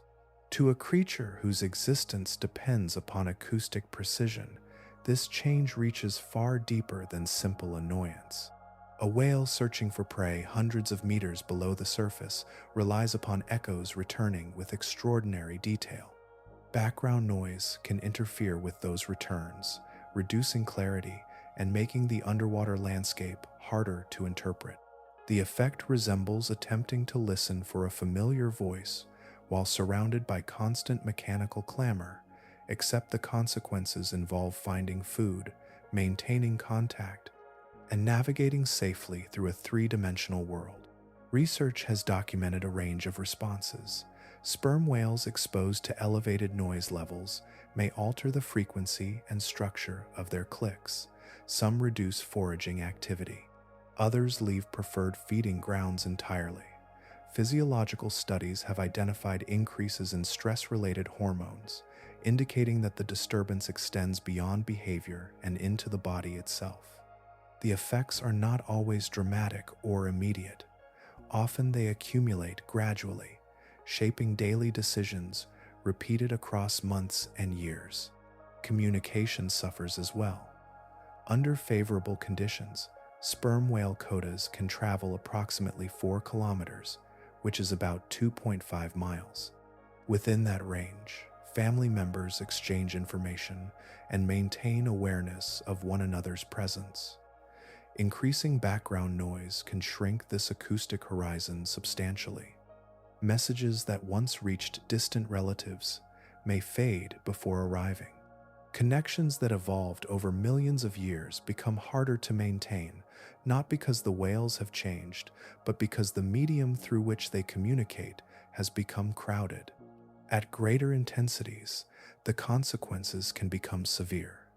Studies examining certain cetacean strandings have linked powerful military sonar exposure to disorientation and abnormal surfacing behavior. Animals may ascend too rapidly, experiencing pressure-related injuries that their bodies are poorly equipped to withstand. For deep-diving species, where careful management of pressure is woven into every descent and ascent, disruption of normal behavior carries significant risks. A phrase published in a 2026 essay in Limnology and Oceanography, letters captured the situation with unusual clarity. A deaf whale is a dead whale. The statement was not intended as metaphor. It reflected the reality that sound guides every essential task in the life of these animals. The sperm whale endured climatic shifts, changing oceans, and countless evolutionary challenges across approximately 34 million years. Yet the modern acoustic landscape presents a difficulty unlike those that came before. Natural selection prepared these whales for predators, prey, depth, distance, and darkness. It did not prepare them for an ocean filled with the machinery of another species, speaking endlessly into the water around them. Far above the depths where sperm whales pursue their prey, sunlight fuels another world, one so vast that it helps regulate the chemistry of the entire planet. At first glance, that luminous layer and a deep-diving whale seem connected only by water. Yet across immense vertical distances, a hidden exchange is constantly taking place, linking the movements of a predator to the cycling of carbon through sea and sky. A sperm whale spends much of its life feeding far below the reach of ordinary observation. After descending into the depths and consuming squid, fish, and other prey, it eventually returns to the surface to breathe. In doing so, it carries materials gathered from deep water back toward the upper ocean. This repeated movement, performed throughout a lifetime, creates what marine scientists call the whale pump, a process through which nutrients are transported upward and released into sunlit waters. Those nutrients become available to microscopic organisms drifting near the surface. Though individually tiny, phytoplankton collectively form one of the most important living systems on Earth. Using sunlight as their energy source, they absorb carbon dioxide from the atmosphere and transform it into living tissue. The process unfolds across enormous stretches of ocean, invisible from the deck of a ship, yet fundamental to planetary balance. The contribution of sperm whales is indirect but significant. By concentrating nutrients from deep feeding grounds and releasing them where phytoplankton can use them, whales help support biological productivity that might otherwise remain limited. The relationship resembles a vast ecological circulation system, one that depends not on machinery or design, but on the ordinary rhythms of life. A whale feeds, surfaces, breathes, and continues on its way. The ocean responds. As phytoplankton grow, they become part of a larger chain of life. Some are consumed by other organisms, others eventually die and begin a long descent through the water column. In that slow fall, carbon that was once present in the atmosphere is carried downward. A portion reaches the seafloor, where it can remain stored for extremely long periods. Through countless small events repeated across immense scales, the ocean becomes one of Earth's most important reservoirs of carbon. The whales themselves also serve as carbon stores. A mature sperm whale contains a tremendous quantity of carbon within its body. During life, that carbon remains part of a living animal moving through the sea. When a whale dies naturally and sinks, a different process begins. Its body descends to the sea floor, becoming what scientists call a whale fall. There, carbon-rich tissues are transferred into deep ocean ecosystems and sediments, where much of that material can remain isolated from the atmosphere for centuries. Seen from this perspective, a sperm whale is more than a hunter. It is a moving link between ecological layers that rarely touch directly. Nutrients travel upward through its daily behavior. Carbon travels downward through biological processes influenced by its presence. Energy, matter, and life become woven together through the existence of a single species. The Great Whaling Era disrupted that relationship. As populations declined, the consequences extended beyond the loss of individual animals. Fewer whales meant reduced nutrient transport, reduced support for phytoplankton growth, and diminished ecological activity across regions where whales had once been abundant. The effects spread outward through ocean systems, influencing processes connected to atmospheric chemistry as well as marine life. Today, the recovery of sperm whale populations carries significance beyond conservation alone. Each returning whale strengthens mechanisms that evolved over millions of years and require no external maintenance. No engines power them, no infrastructure supports them. They operate through biology itself. The largest toothed predator on Earth is therefore something more than an apex hunter. Moving between darkness and sunlight, depth and surface, it participates in a planetary cycle that reaches from the deep ocean floor to the air above the waves. In a measurable and remarkably elegant way, the sperm whale is also part of Earth's climate system, Along a stretch of Caribbean Sea where generations of sperm whales have passed their lives in recurring patterns, a new kind of expedition began. It did not arrive carrying harpoons, cargo holds, or maps marked with hunting grounds. Instead, it arrived with microphones, algorithms, drones, and an ambition that once belonged almost entirely to speculative fiction. The goal was startling in its simplicity and immense in its difficulty: to understand what sperm whales are actually saying to one another. This effort became Project CETI Translation Initiative, founded in the year 2020. Its name reflects a purpose that extends beyond cataloging sounds or describing behavior. Researchers involved in the project seek something more ambitious. They hope to move from recording communication to decoding meaning itself, transforming whale vocalizations from mysterious patterns into messages that can be interpreted, tested, and eventually understood. To pursue such a task required an unusual gathering of expertise. Marine biologists joined linguists. Cryptographers worked alongside roboticists. Specialists in natural language processing collaborated with underwater acousticians and engineers. Fields that rarely shared the same research vessel suddenly found themselves united by a common challenge. Human language, computer intelligence, animal behavior, and ocean science converged around a species whose conversations unfold far beneath the surface. The project's primary field site lies near the Caribbean island nation of Dominica, where a resident sperm whale population has been observed continuously for nearly 3 decades. Such long-term study provides something exceptionally valuable: context. Individual whales are known. Family relationships have been documented.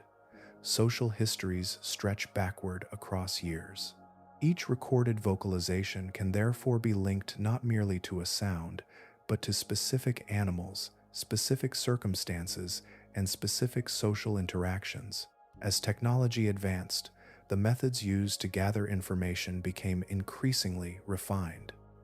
In the year 2025, researchers developed a technique known informally as tap and go tagging. Racing drones approach free-swimming whales from above and briefly attach non-invasive acoustic tags without requiring physical contact from a boat. The result is a less disruptive way of collecting detailed information while allowing whales to continue their activities with minimal disturbance. Around these tagged animals, an expanding network of instruments listens continuously. Underwater buoys record vocal exchanges. Aquatic drones monitor movement beneath the surface. Aerial systems track positions and social formations from above. Together, these technologies create a remarkably detailed 3-dimensional record of whale life, preserving where individuals travel, whom they associate with, and what sounds accompany those moments. The growing archive now contains thousands upon thousands of recorded vocalizations. Earlier generations of researchers focused primarily on timing patterns within codas, identifying recurring sequences and rhythms. Those discoveries revealed cultural identity and social structure, yet much remained hidden. Machine learning systems offered a new way forward, searching enormous datasets for patterns too subtle or numerous for human observers to detect consistently. The results have begun to reshape scientific expectations. Beyond timing alone, the models identified spectral structures embedded within the sounds themselves. Information appears to exist not only in when clicks occur, but also in their acoustic characteristics. Layers of organization previously overlooked emerged from the data, suggesting a communication system more intricate than earlier frameworks had imagined. What makes Project CETI Translation Initiative remarkable is not simply the sophistication of its tools, it is the destination toward which those tools are aimed. The researchers are not content to assemble an ever larger catalog of whale sounds. Their stated objective is translation. They seek systems capable of generating testable hypotheses about what specific vocal patterns mean within specific contexts, allowing meaning to be examined scientifically rather than merely guessed. For now, much remains undeciphered. The voices moving through the Caribbean depths still carry countless mysteries. Yet with every recorded exchange, every mapped interaction, and every newly detected pattern, the distance narrows slightly. Across the boundary between species, a patient act of listening continues, guided by the possibility that one of the most complex voices in the ocean may eventually become a little less unknown. A possibility drifts beneath the surface of this story, carried through every recorded coda and every patient hour of listening. It is not the possibility that sperm whales possess sound, culture, memory, or social complexity. Those discoveries already belong to the growing body of evidence. The deeper possibility is that meaning itself may be moving through those exchanges, flowing between minds in ways humanity has only begun to perceive. For generations, the sounds of sperm whales were treated as remarkable, but ultimately unknowable. Researchers could measure them, classify them, and compare them. Patterns emerged from the recordings, revealing family identities, clan affiliations, and enduring traditions. Yet meaning remained beyond reach, hidden somewhere inside the structure of the clicks. The work unfolding near Dominica suggests that this barrier may not be permanent. If the Project CETI translation initiative succeeds, even in part, the achievement would extend far beyond marine biology.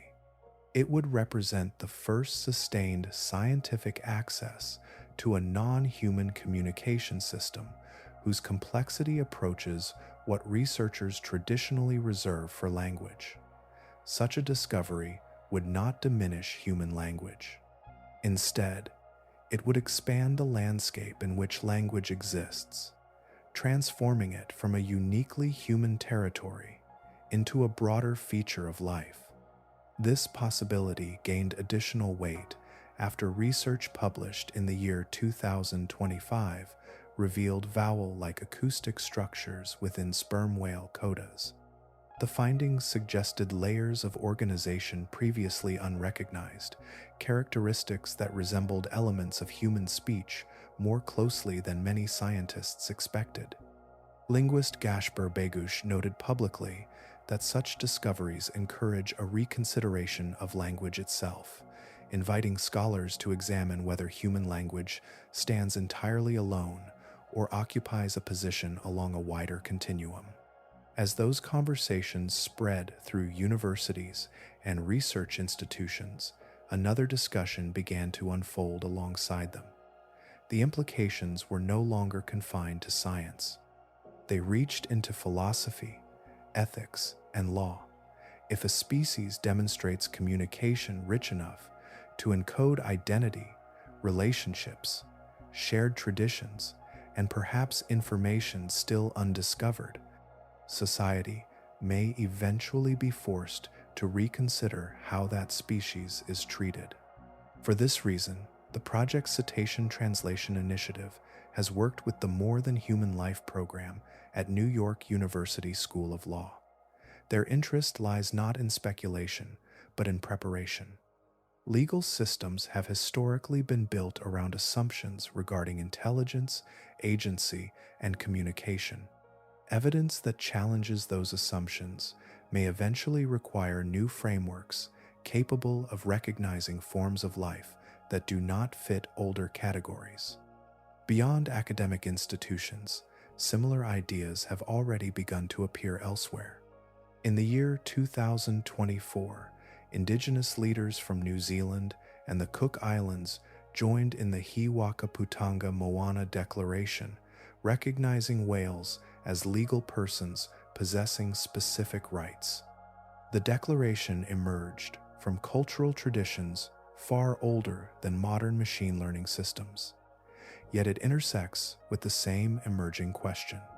What responsibilities follow when another species is understood not merely as wildlife, but as a community with its own forms of knowledge and expression. Such questions remain unresolved. Translation has not yet arrived. No dictionary of sperm whale communication exists. No researcher can presently listen to a sequence of codas and provide a reliable interpretation of its meaning. The vast majority of what passes between whales remains hidden within the depths of their acoustic world. Yet, the act of listening continues. Every day, instruments anchored in the sea gather new recordings. Drones observe movements from above. Algorithms search for recurring structures. Researchers compare sounds with behavior, context, and social relationships. Piece by piece, a picture develops where none existed before. Somewhere within those exchanges may be descriptions, recognitions, warnings, invitations, memories, or forms of expression that have no direct human equivalent. For now, they remain suspended between mystery and understanding. Across the waters near Dominica, each recorded coda carries that possibility. No one yet knows what is being said. The remarkable fact is that, for the first time, humanity has begun to believe that understanding may be possible. Measured against a human lifetime, 34 million years is an abstraction. The number slips past imagination almost as easily as a distant star or the depth of an ocean trench. Yet the lineage of the sperm whale has occupied Earth for that span of time, carrying itself through ages so vast that entire chapters of mammalian history appear brief by comparison. When the ancestors of modern sperm whales were already adapting to life in the sea, the world looked profoundly different. Continents occupied slightly altered positions. Ocean currents followed routes not quite the same as those of today. Entire ecosystems flourished, transformed, and disappeared. Through these changes, the lineage endured, refining a way of life centered on darkness, depth, sound, memory, and social connection. The scale becomes easier to grasp when placed beside humanity's own story. The entire genus, Homo, including every human species that has ever existed, extends back roughly 2.5 million years. Sperm whales have been present for more than 13 times longer. Their history stretches so far into the past that upright walking, stone tools, agriculture, cities, writing, industry, and digital technology all occupy only the thinnest fraction of the timeline they have inhabited. Across those millions of years, the planet entered and departed repeated ice ages. Massive glaciers advanced across continents and later retreated. Sea levels rose and fell. Coastlines shifted. Marine food webs reorganized themselves again and again. The sperm whale lineage persisted through each transformation, continuing its existence in a realm that often changed more slowly than the lands above it. What survived through that duration was not merely a body plan. Evolution was shaping a complete way of being. Diving physiology became increasingly specialized. Social systems deepened. Communication grew richer. Cultural traditions emerged and passed between generations. The immense brain carried by modern sperm whales was not assembled suddenly. It was shaped through countless generations of selection, experience, and adaptation within an environment few other mammals ever learned to inhabit. Their world, therefore, developed along a path entirely separate from our own. Human civilizations arose on land, surrounded by horizons, rivers, forests, and mountains. Sperm whales evolved within a three-dimensional realm, extending downward into darkness. Their challenges were different. Their opportunities were different.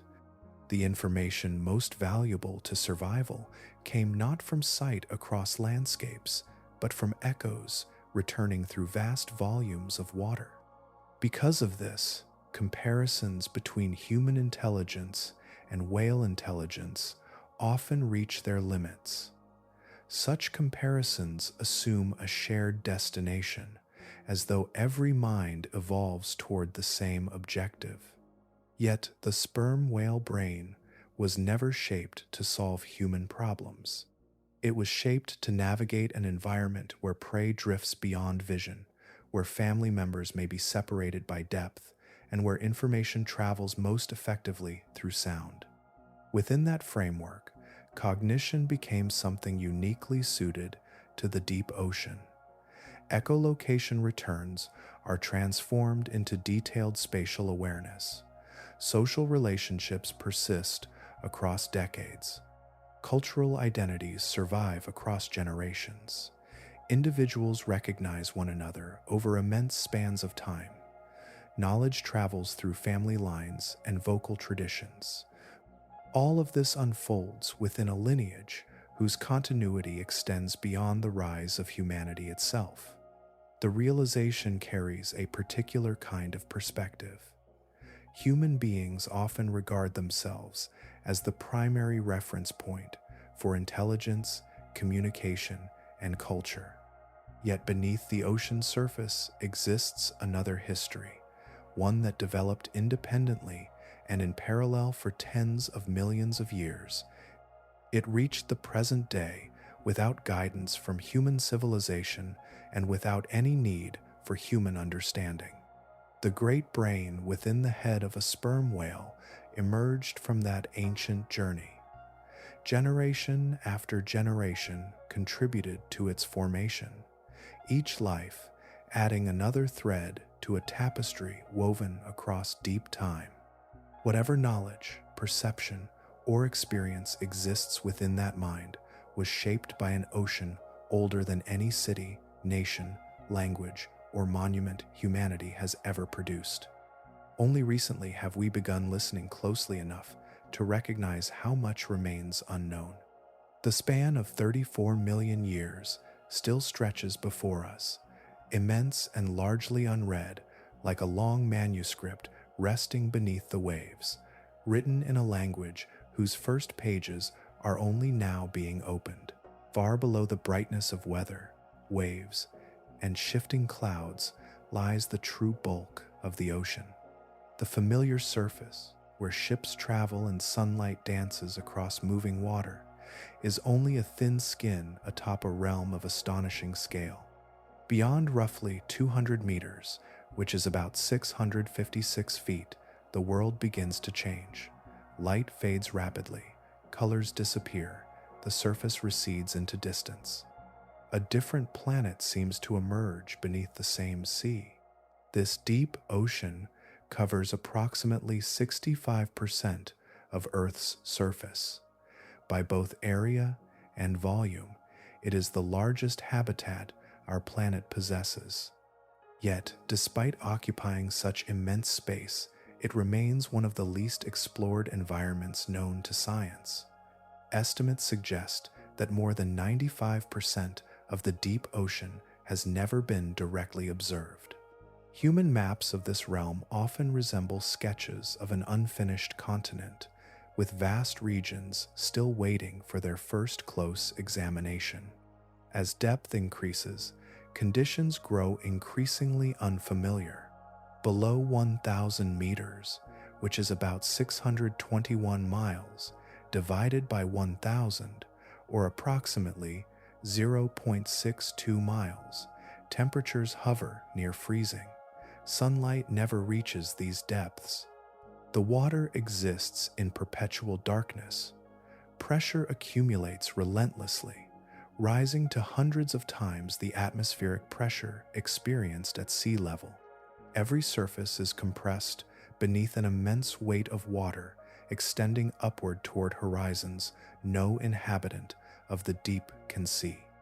Life continues, nevertheless, adapting in ways that seem almost dreamlike from a surface perspective.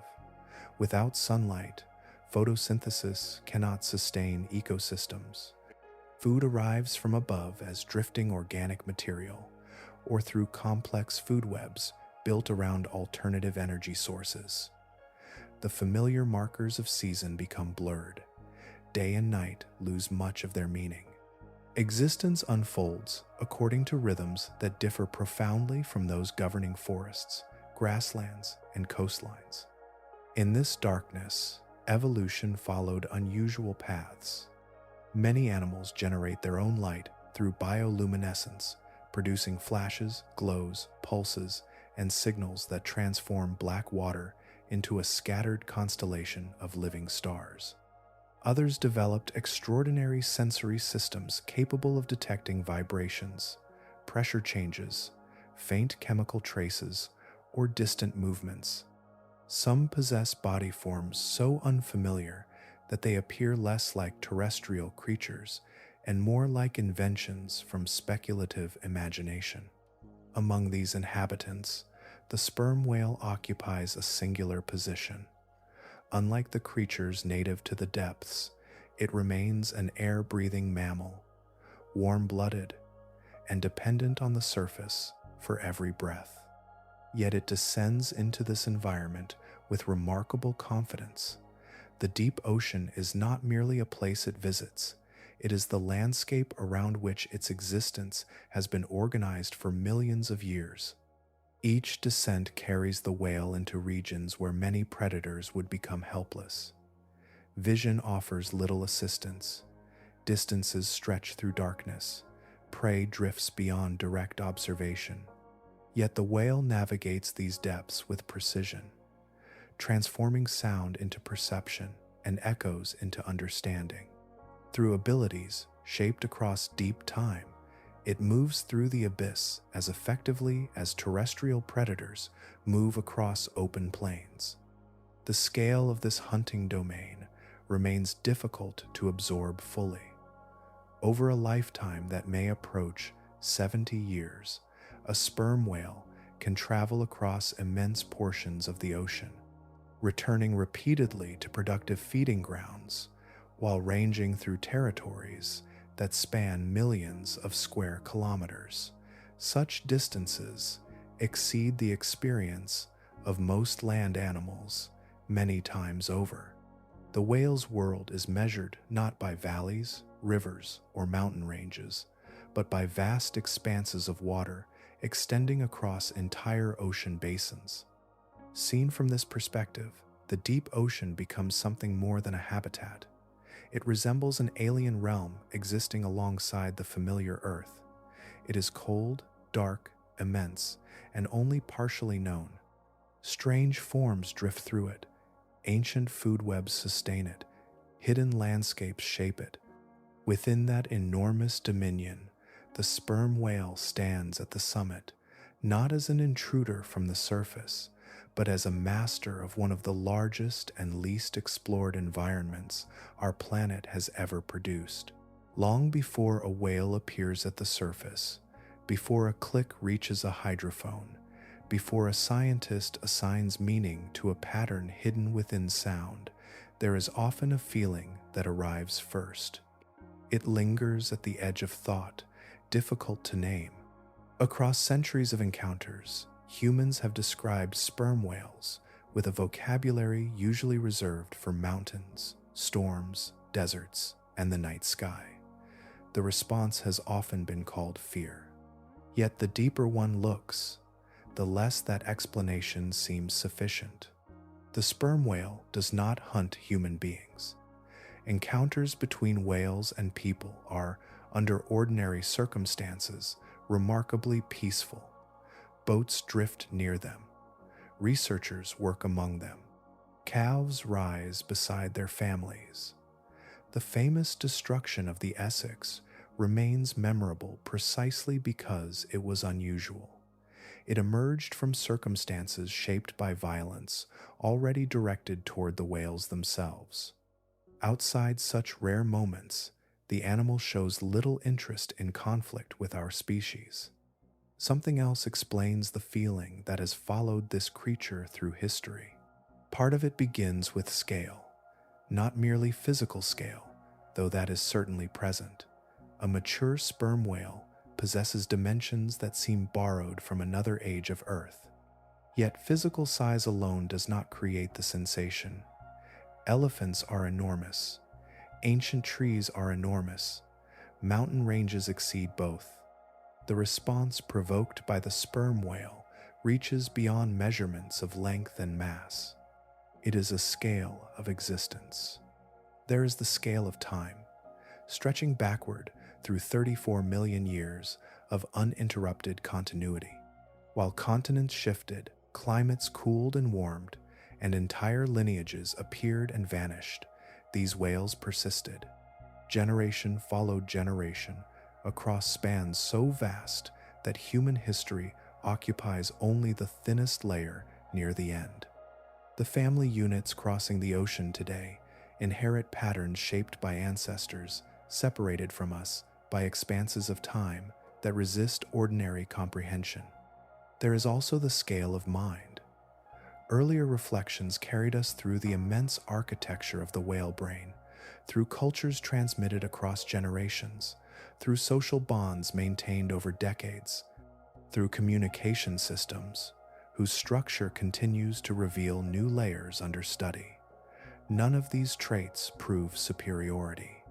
They suggest something more interesting. Another path through intelligence exists beside our own. A human life unfolds among cities, roads, language, memory, and inherited knowledge. The sperm whale developed within a different reality altogether.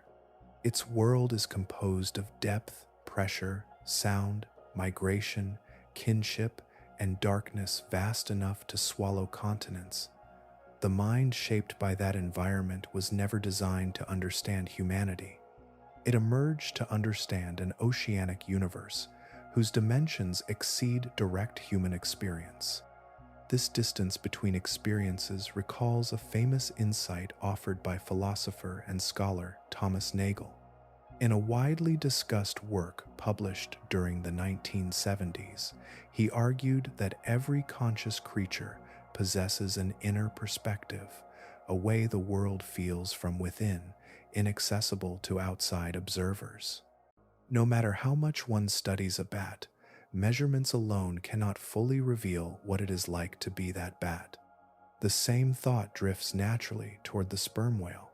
There is something it is like to inhabit that immense body, to navigate through darkness with sound, to belong to a family whose relationships endure across decades, to move through waters that cover most of the planet. Science can describe behavior, anatomy, communication, and ecology. It can chart patterns and decode structures, yet the interior experience itself remains beyond reach. Researchers listening from vessels on the surface gather fragments. Clicks become data, codas become patterns, meanings begin to shimmer at the edge of understanding. Still, what lies at the center remains hidden within the whale's own awareness. Perhaps that lingering sense humans have carried for generations is not terror in its pure form. Perhaps it is recognition that another intelligence has traveled beside us through deep time, immense, ancient, and largely unknown. The ocean has carried that presence for 34 million years. Humanity has noticed it for only about 200. Even now, we stand near the shoreline of understanding, listening across a distance that has only just begun to narrow. A map always creates an illusion. Once lines are drawn and names are written, the unknown seems smaller. Distances appear measured, mysteries appear contained. Yet beyond every coastline humanity has ever charted, beneath every route traced across open water, another world continued without reference to any human boundary. The sperm whale belongs to that world. There is one final truth that changes the shape of everything that came before it. The sperm whale does not live in relation to us. It does not know the names we have given it. It does not know that generations of sailors filled journals with stories about it. It does not know that artists painted it, that writers transformed it into legend, that scientists built careers studying it, or that machines now drift through the water, gathering fragments of its voice. These things occupy human history. They do not occupy the whale's. Its life unfolds within a different frame of reference. Family, migration, feeding, memory, communication, birth, loss, and survival form the boundaries of its world. Those boundaries extend across expanses of ocean that dwarf the territories of nations. Beneath the surface lies a landscape that does not resemble the one above. Mountains rise unseen. Valleys descend into darkness. Currents move across entire ocean basins. Through all of it, sperm whales continue patterns older than civilizations. Human beings often imagine themselves standing at the center of events. It is a natural habit of perception. The sperm whale offers a gentle correction. In the deep ocean, humanity is not the central character. We are a recent arrival, visible only at the margins of a realm that functioned perfectly well before our appearance.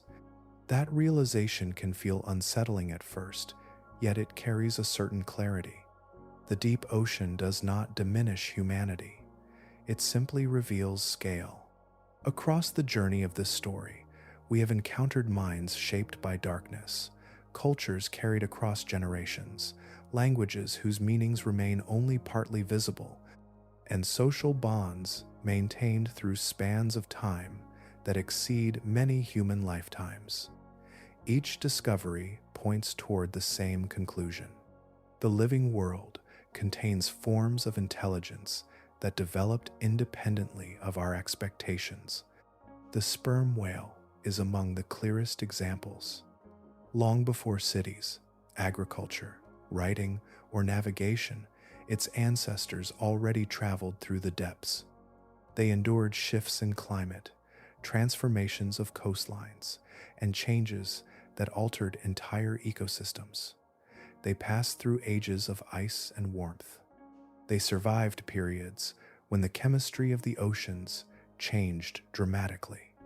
More recently, they endured centuries of relentless hunting that reduced their numbers across the globe. Yet they remain, not unchanged, not untouched, but present. Even now, as these words unfold, somewhere beneath waters far from shipping lanes and shorelines, a whale is descending. The journey begins with a final breath at the surface. Then gravity and intention carry the animal downward. Light fades, colors disappear. The familiar world withdraws overhead. Far below, the water approaches temperatures near freezing, only a few degrees Celsius, or only a few degrees Fahrenheit above freezing. Pressure accumulates relentlessly. No human eye watches. No witness records the passage. Sound travels ahead into darkness. The whale listens to returning echoes, constructing a world from reflections. Shapes emerge where vision cannot follow. Distances become known. Movements become visible through acoustics alone. Somewhere in that immense blackness, prey drifts through an environment still largely unexplored by our species. The hunt continues as it has for millions upon millions of years. Above, the surface world carries on with its own concerns. Nations argue, technologies advance, generations come and go. Meanwhile, the deeper rhythms endure beneath them, patient and largely unseen.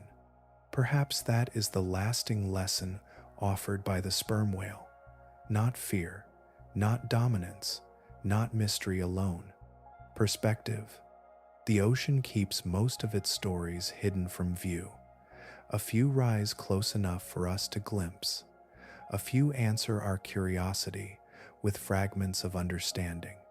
And somewhere within that vast unseen realm, beyond the reach of ordinary experience, ancient minds continue their conversations through the water, carried across the darkness of a world that never required our attention, yet rewards it endlessly when we choose to listen.